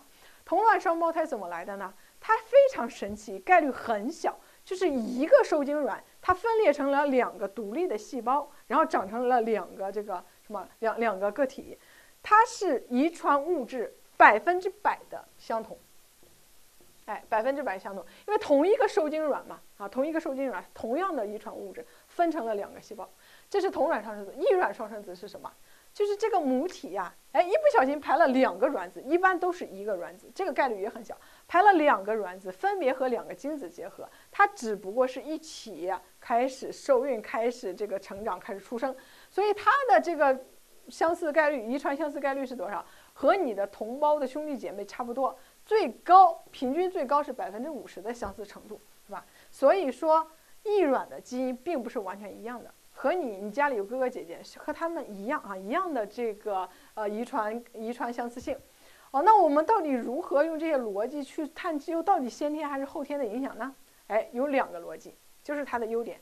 同卵的话，基因是100%一模一样的。那么我们说后天它任何的不一样，我们就认为那一定是它的环境不一样了，对不对？那有同学说，那异卵也是一块长大的，它怎么会环境不一样呢？所以这个时候就会有一些实验，他想做一下环境的影响，他就残忍的人为的把同卵双生子分开，在不同的家庭下长大。那这个时候我认为你长大之后所有的差别都是因为你后天的环境。第2个，异卵环境相似，记住这是相似。那么他就把差别归成为基因的锅，这个怎么理解呢？异卵双生子，你一起孕育的，一起出生的，一起成长的你妈说我一起生的你，一起养的你，我什么都跟你一样的，我衣服都跟你穿的一样，你们这个上的这个班这也是一个班一个学校，那你再有什么不一样？你是学霸，他是学渣，那只能归什么？那50%的不一样的基因了，对不对？这个时候有同学可能会抬杠。我即便是异卵双生子我即便是这种双胞胎，我也不是说这个环境上100%一样的，对不对？我没有说100%，是尽可能的人为的做到最大的相似了，再大就做不到了，对不对？那当然了，你说它毕竟是2个独立的个体，虽然是这个双胞胎，它的微环境有可能还是不一样的，但是这是我们人为的能够做研究的最大的相似程度了。那么我们只能说有些东西有可能就是因为基因造成的OK， 那我们来看一下，你想想，双生子的它研究会不会很多，对吧？第2条就告诉你了，背式难找，本身双生子的概率就很少，你周围的双胞胎多不多很少吧我有一个表哥家有一个异卵双胞胎，它的概率不多。那即便你找来做了，你能不能人为的把它们分开？我看同卵基因相同归环境，不能啊，这是违反伦理道德。谁家的孩子让你这样去做实验，对不对？那第一条是怎么理解呢？它是，你看前面的逻辑，我要看环境，我就把基因搞得100%一样；我要看这个基因呢，我就把环境搞得最相似。它必须排除一个才能考察另外一个，它只能孤立的考虑遗传和环境的影响。但是现在的共识是什么？遗传和环境是不能拆开的，它俩复杂的，交互作用，搅在一起去作用一个人，所以说你单独的把它剥离开来，它并不是很科学。好，那我们来看一下啊，关于这种研究呢，为什么说你人为的分开会造成很大的伦理问题？这个美国的纪录片叫做同卵，叫做孪生陌生人，很好的显示了为什么这就是一个人伦的悲剧。这个有一个真实的这个纪录片，就叫做孪生陌生人，就是精神小伙艾迪，好不容易考上大学很开心，到了大学一看，我去，大学同学们都这么开放吗？这看起来跟他是一个很熟悉的人一样，跟他打招呼啊，甚至有女孩子对他卿卿我我的，搞得他很开心啊！怎么大学这么爽？结果过了几天，他发现真相了，原来是因为大二的学长这个 David 跟他长得一模一样，很多人认错了。他俩一见面，心里大概就猜出来原因了啊！一去医院就知道他俩是验证他俩是同卵双胞胎。那这件事情很轰动啊，上了电视，上了报纸。那么另外一个精神小伙 Bobby 一看，哟，世界上竟然还有和我长得一样的人，而且不止一个啊！然后他也去相认了，发现他们3个是同卵三胞胎，这个概率更小，是不是啊？这个概率更小。这件事情非常轰动，在美国。那除了这件事情之外，发现背后的这个阴谋更可怕啊！什么阴谋？他们不是无缘无故被分开的。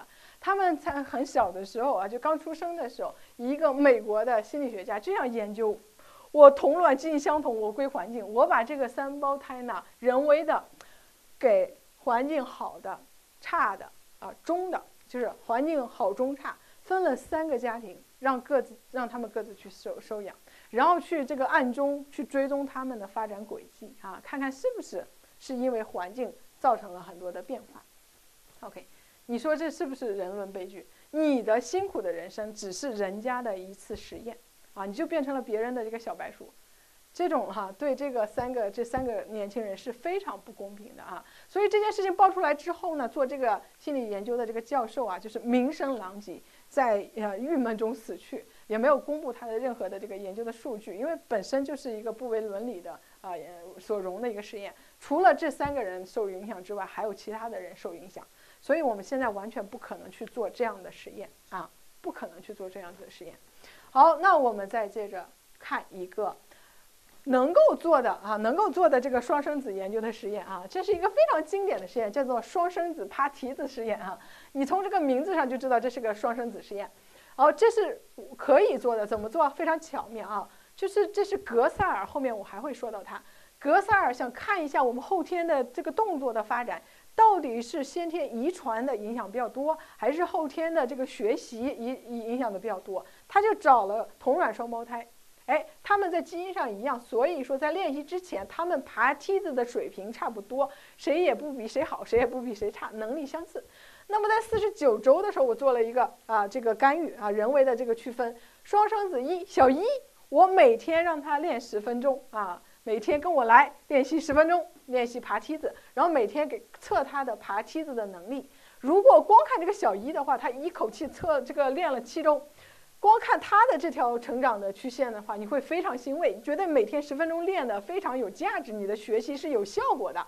那人比人气死人。如果跟他的兄弟小2比较，他这个小2呢，我前5周我都不参与，我继续葛优瘫瘫着多舒服呀，是不是？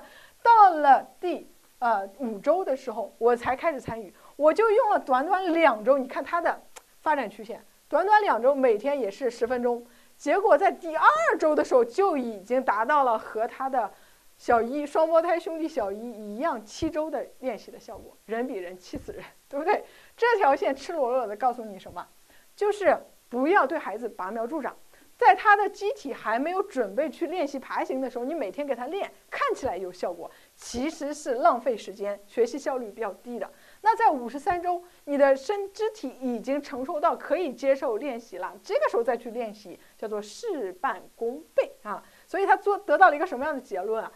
这个动作的发展相比于后天的练习，成熟才是最重要的。你一定要在它的成熟的时机上再去加以学习，要不然学习是没有效果的，对吧？这样一看是非常有道理的。这就是一个双生子研究的一个经典的研究。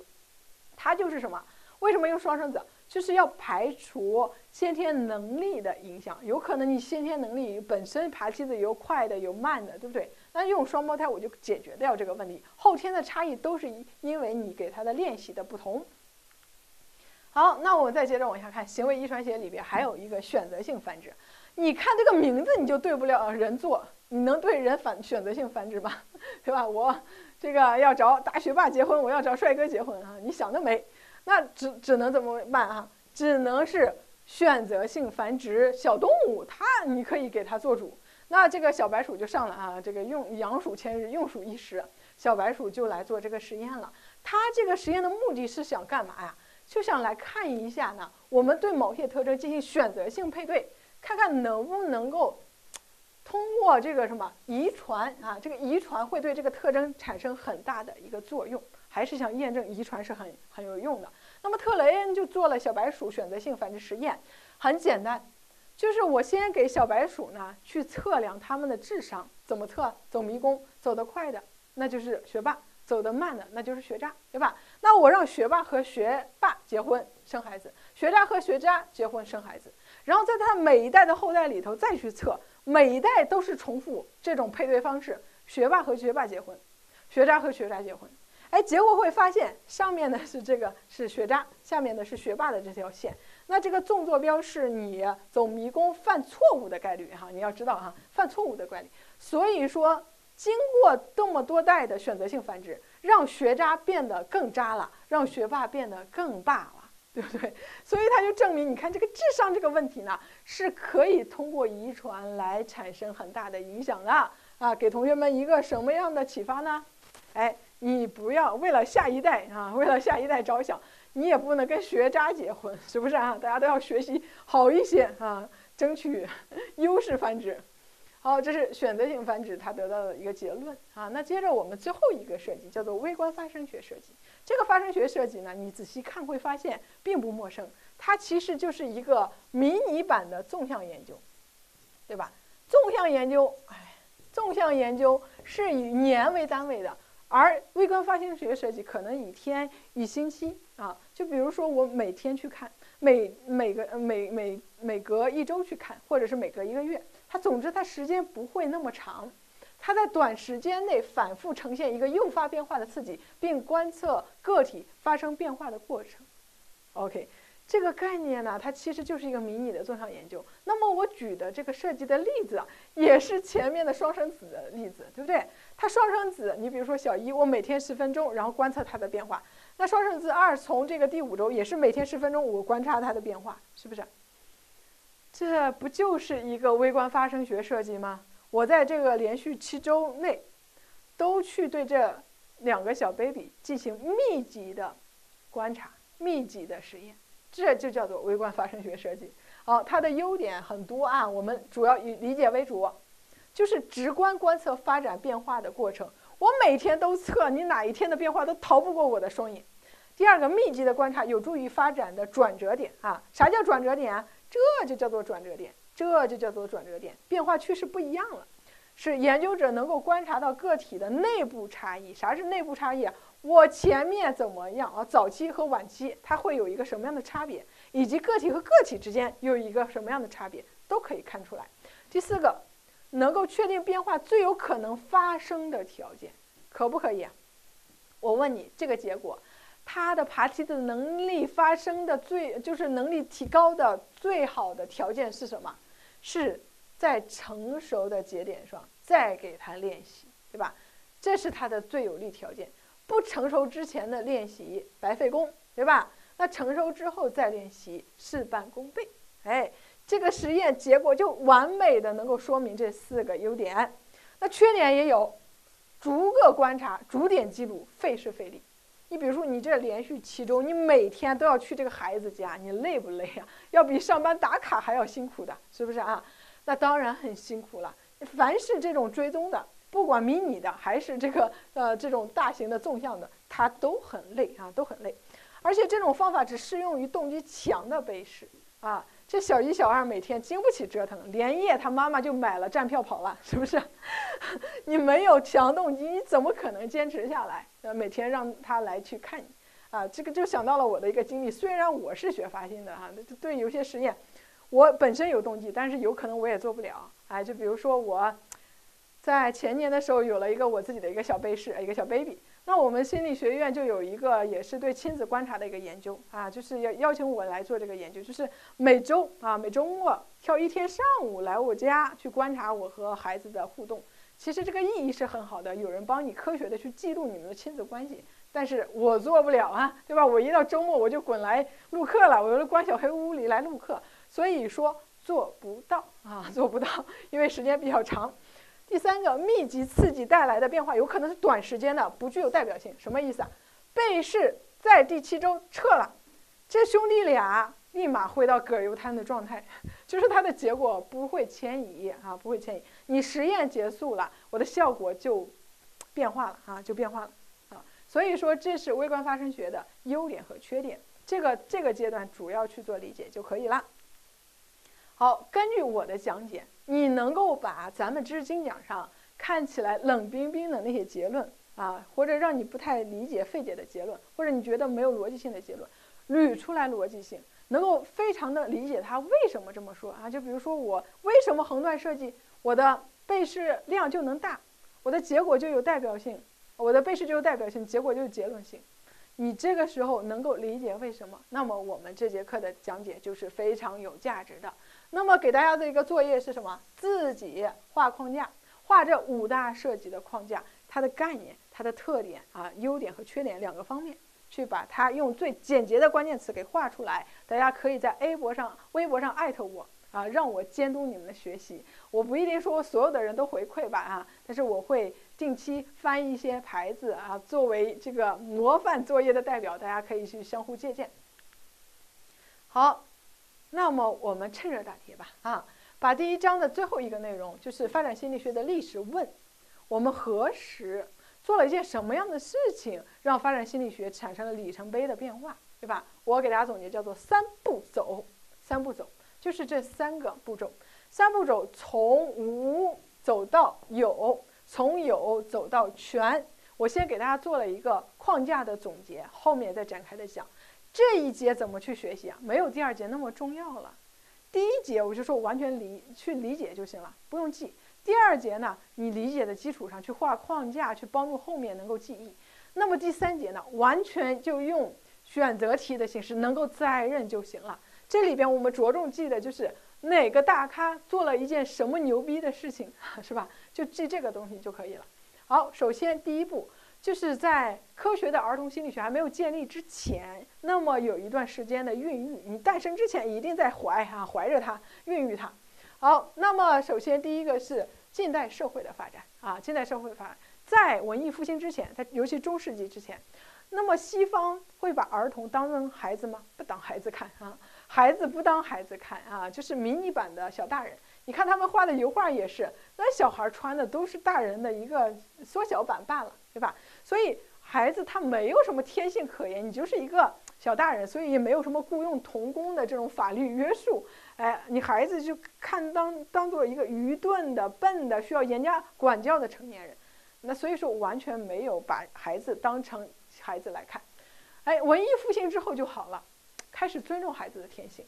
到了近代自然科学的发展，达尔文有一个牛逼闪闪的事件啊，他除了物种起源之外，他还写了一个世界上第1本以孩子为角度的一本书，叫做《一个婴儿的传略》啊，就等于他用自己的孩子为第1人称来记一些日记，很好玩。我们现在很多妈妈都是这样啊，就发个朋友圈，然后呢，或者是发个什么平台记录孩子的成长。人家达尔文不发朋友圈这种无聊的事情，人家写一本书，发表一本书，一个婴儿的专利，所以就成了世界上第1本孩子为角度的一本书。好，这是他的，但是这本书呢，它的目的呢，并不是单纯的记录孩子，是不是？它是着重它的这个人类的这个进化的规律，他认为孩子也是这样的，除了动物，孩子也是这样。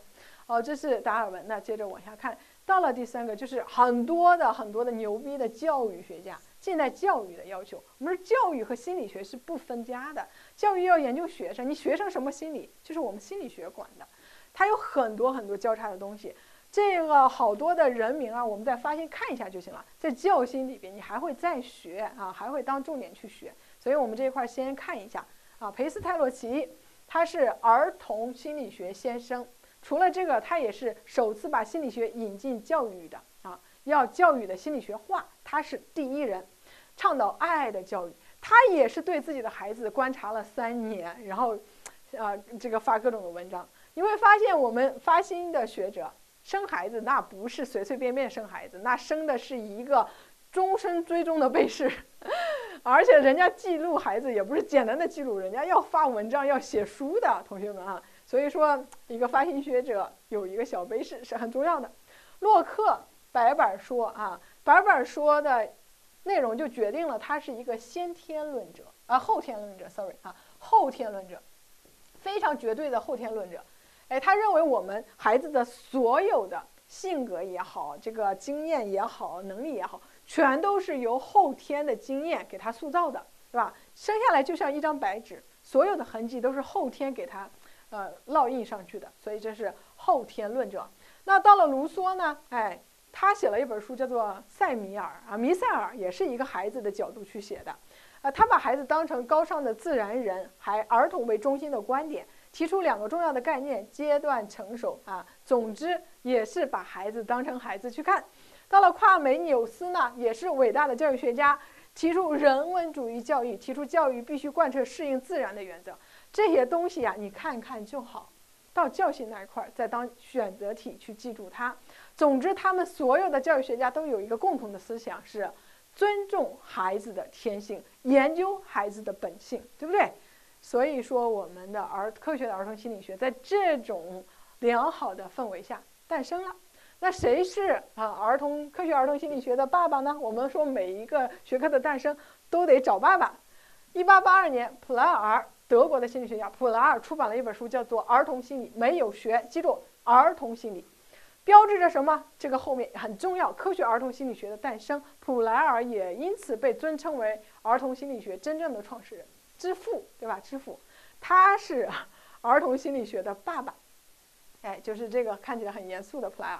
他出版的儿童心理也是根据自己的孩子，终于有了一个自己的小被试了，天天观察，天天科学的研究，写了这本书啊。你会发现，当你没有一个小被试的时候，你作为发心学者，你不能成为一个真正的发心学者。有个孩子之后，你就可以了。好，那是为什么啊？就是达尔文也写，人家裴斯泰洛西也写，都是根据自己的孩子的观察。为什么这个爸爸的头衔就落到了普莱尔这一块呢？为什么？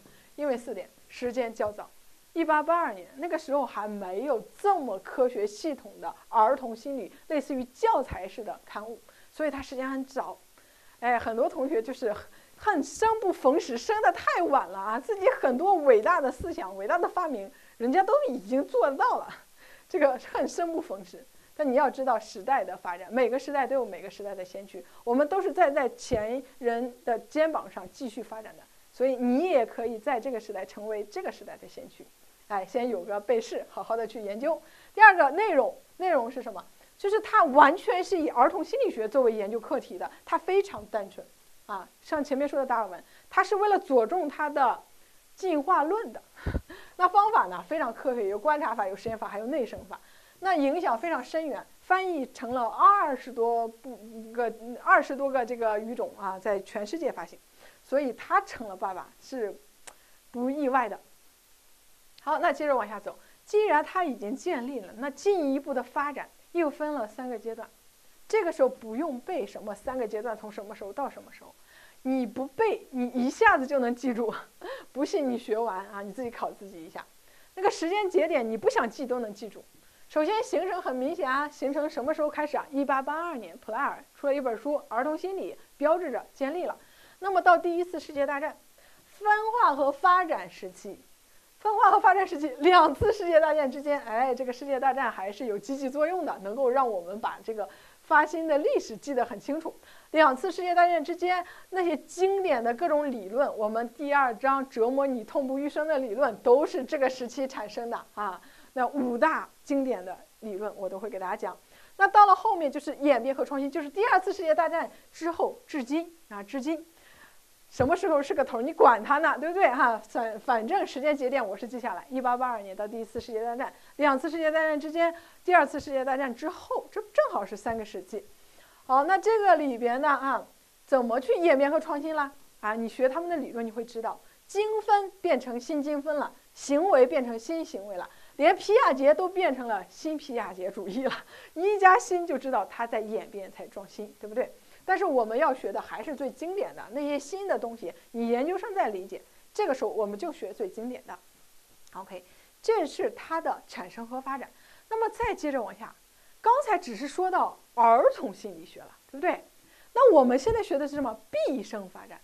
我们的儿童心理学啊，我先在这块讲一下一些一个知识点啊，省得同学们有混淆。儿童心理学并不是指的啊，就到小学才叫儿童。初中、高中也叫儿童，广义的儿童是什么时候？成人之前，0到18岁，它都叫做儿童啊，理解了吧？所以说这个高中的孩子，那时候我也觉得很好玩，就是我一个被试来访者是高中的孩子，他生病了啊，这大小伙子看着5大3粗的，其实16岁生病了，依然要去北京叫做儿研所去看病，儿童研究所去看病。你只要不在18岁，都叫做儿童，都可以过6·1，都可以过年拿红包。哦，那你现在再称，再过6·1，再拿红包，就有点那个什么了啊。好，儿童广义的是0到18岁，这也是整个发展阶段里边啊，毕生里边最重要的一个阶段。那么我们怎样是往下继续走的，走到毕生的？那么一共叫做非常6+1个事件，6个人加1个学刊，加1个杂志啊，6+1，6个人加1个杂志。把儿童的变成了毕生的。首先第一个霍尔也是个爸爸，他是美国心理学之父啊，他是那个冯特的学生，他首次把心理学引进了美国。那霍尔有什么贡献呢？啊，他是2本书2个贡献。首先第一个贡献就是把年龄范围扩展到了青春期。前面我们研究到哪里啊？前面的你看科学的儿童心理学其实就到3岁，到他这一块一直到18岁了。他这个贡献是通过这本书造成的。青少年不拉不拉不拉不拉不拉不拉一大堆，你不用管他，你看到了青少年，是不是就开始研究青少年了？当然是，对不对？所以第一个贡献，年龄范围扩展到了青春期。在这本书里边有一个比较重要的贡献，叫做复言说，有的书上不怎么说了啊。这个理论也很好玩，我简单的给大家介绍一下什么叫复言说。他认为呢，我们都得尊称儿童一声老祖先啊，小祖宗，对吧？你家里的叫孩子小祖宗是有科学道理的哈。为什么这样说呢？他认为儿童在复演了种族和种系的发展，他在这个母亲这个肚子里孕育的时候，他复演的是整个的种系的发展，从一个单细胞到多细胞，从一个低等动物到高等动物的发展，复演了种系的发展。那么出生了之后，他成为一个小孩子，他学习走路，他学习说话，并且他游戏里边有什么捕猎游戏呀、抓捕游戏啊，他都是复演了这个叫做种族的发展，就是从原始人类到现代人类的一个发展进程。所以说你看孩子的他的短短的几年的发展，整个的把种系和种族都复演了一遍。你说你叫一声你家里的孩子熊孩子小祖宗是不为过的。这个时候有同学可能会觉得哇，感觉这个理论很牛逼，是有那么回事儿。有的同学可能会觉得这是这个是一本正经的胡说八道呢就是这个复演说是有争议的，有的人认为很科学，有的人认为就瞎说你自己听一听就行了。好，这是他的第一个贡献。第二个呢，他也是正式研究老年心理的心理学家。那这本书就代表了他正式研究老年衰老人的后半生你光看过电视剧《我的前半生》，人家后半生的剧本早就写好了啊，霍尔写出来的。所以说两本书两个贡献，青少年扩展到青春期，衰老扩展到了什么老年心理学啊，老年心理学。那么你会发现这个里边还剩了哪个？成年期，对吧？你青春期和老年之间还隔了一个成年，成年就没人疼、没人爱、没人管了吗？有啊，到精分这一块补全了。所以说，精分学派率先对个体的全程做了研究，他把成年期给补全了。那首先老佛来了啊，他是先驱，他先是提出来了0到18岁分了什么5个阶段。哎，你看你前面你虽然研究到了18岁，你还没有特别系统的去研究。我呢，系统的每个年龄阶段都把它提出来，什么特点我都给它研究的明明白白的。所以说，他对这个青春期，啊，这个从出生到青春期研究的非常系统。那在他的带领之下，他的得意门生大弟子荣格，哎，这个时候捡了一个漏，把谁捡出来了？把成年期给捡漏了。你前面有青春期了，有老年期了，就一个成年期，哎，荣格拿到了，对不对？所以3方面的贡献，首先提出前半生和后半生分期，然后重视中年危机。现在我们经常说中年危机、中年焦虑，上有老下有小，对吧？非常重视养生，喝酒得泡枸杞，蹦迪得带呼吸啊，中年危机。我现在可能有一丢丢了啊，但是我本身还是比较乐观的。然后第3条，论述了老年心理，特别是临终前的心理，这一点要注意，和那个霍尔做区分。霍尔是最先研究老年的，而到了荣格，他对老年也没有放弃，他在临终心理这一块有特殊的贡献啊，要做区别。然后如果说谁是个人开始研究毕生发展的，那么就是荣格，他先补全的嘛，对不对？好，那再接着往下，埃里克森。埃里克森是安娜女儿，安娜弗洛伊德的啊，是这个弗洛伊德女儿安娜的学生，哎，所以说他也是师承弗洛伊德。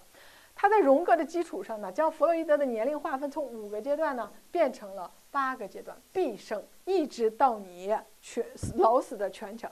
所以说，埃里克森这一块终于有一个毕生的系统的研究了。好，所以精分啊，对毕生的发展，它的贡献是非常大的。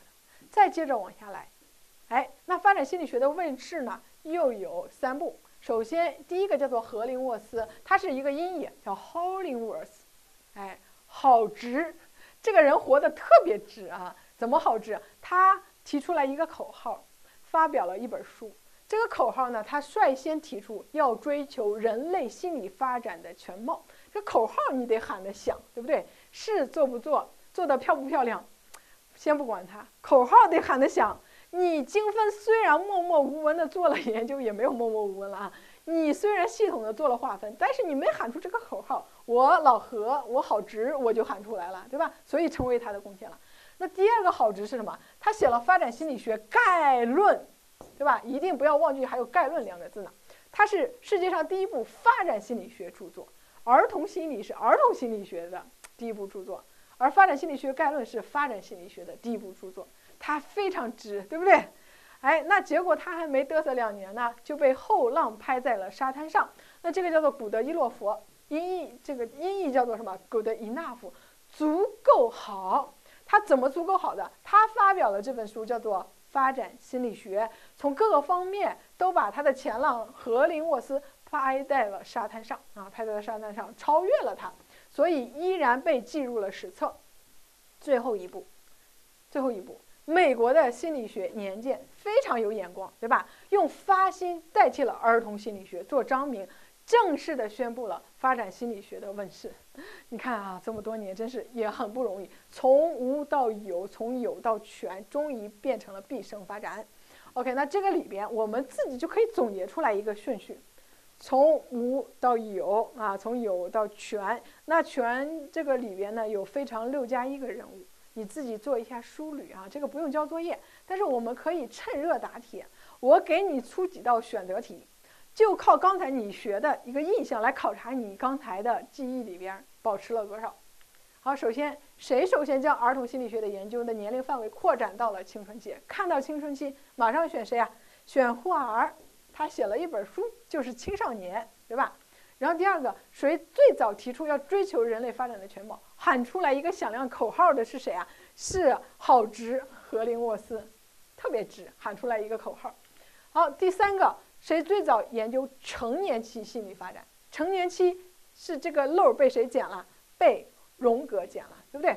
好，再接着往下。第四，谁最早正式研究老年心理的心理学家？这个要记住啊，谁先写了一本书叫做《衰老》啊？是霍尔，不是荣格。那么第五个呢？谁论述老年心理，尤其是临终心理啊？这个才是荣格。所以4和5放在一起，不要做混淆，你就是专门做一个区分。好，第6个，谁是第一部？你看到这个你就可以选了，就是郝直嘛，特别直。哎，再接着往下，谁对个人谁对这个个体一生的全程的发展率先做了研究？这个如果说一个个体的话，他是荣格；那如果说是一个学派的话，他又是谁啊？他是精分不一样。你要看他怎么问。如果是一个学派，精神分析；如果是一个人，是荣格。好，你可以看到，这就是我们考研的时候会考的方式。就是一个选择题或者是一个连线题，你把这7道题做对的话，那这块完全没有问题。好我们讲到这一块的话呢，第1章已经讲完了3大问题呀。What how when 最重要的就是研究设计这一块，也是内容比较多，理解起来比较慢的。因为这是基础课，所以我非常有耐心的用很多的时间给大家都展开的讲了，而且举了很多的例子。所以在这一次，你不要有知识的盲区就比如说跨代效应和组群效应你老是把它混在一块儿，这就是有知识的盲区。你在这一块这一遍一定要把知识打牢。我们强化阶段，我们冲刺阶段，我在快速的给大家过口诀的时候，就再也不会讲为什么了。所以说这个时候一定要把它搞清楚为什么。如果说你学而有余力，你就记它。如果说你还没搞清楚为什么，我们先不着急去记它，大家分层去学习。OK 那还记得作业了吗？框架，这5个设计的框架给它展开，在微博上艾特我，对吧？关注肖老师的微博交作业。OK 这是第1章的内容，大家可以先休息一下。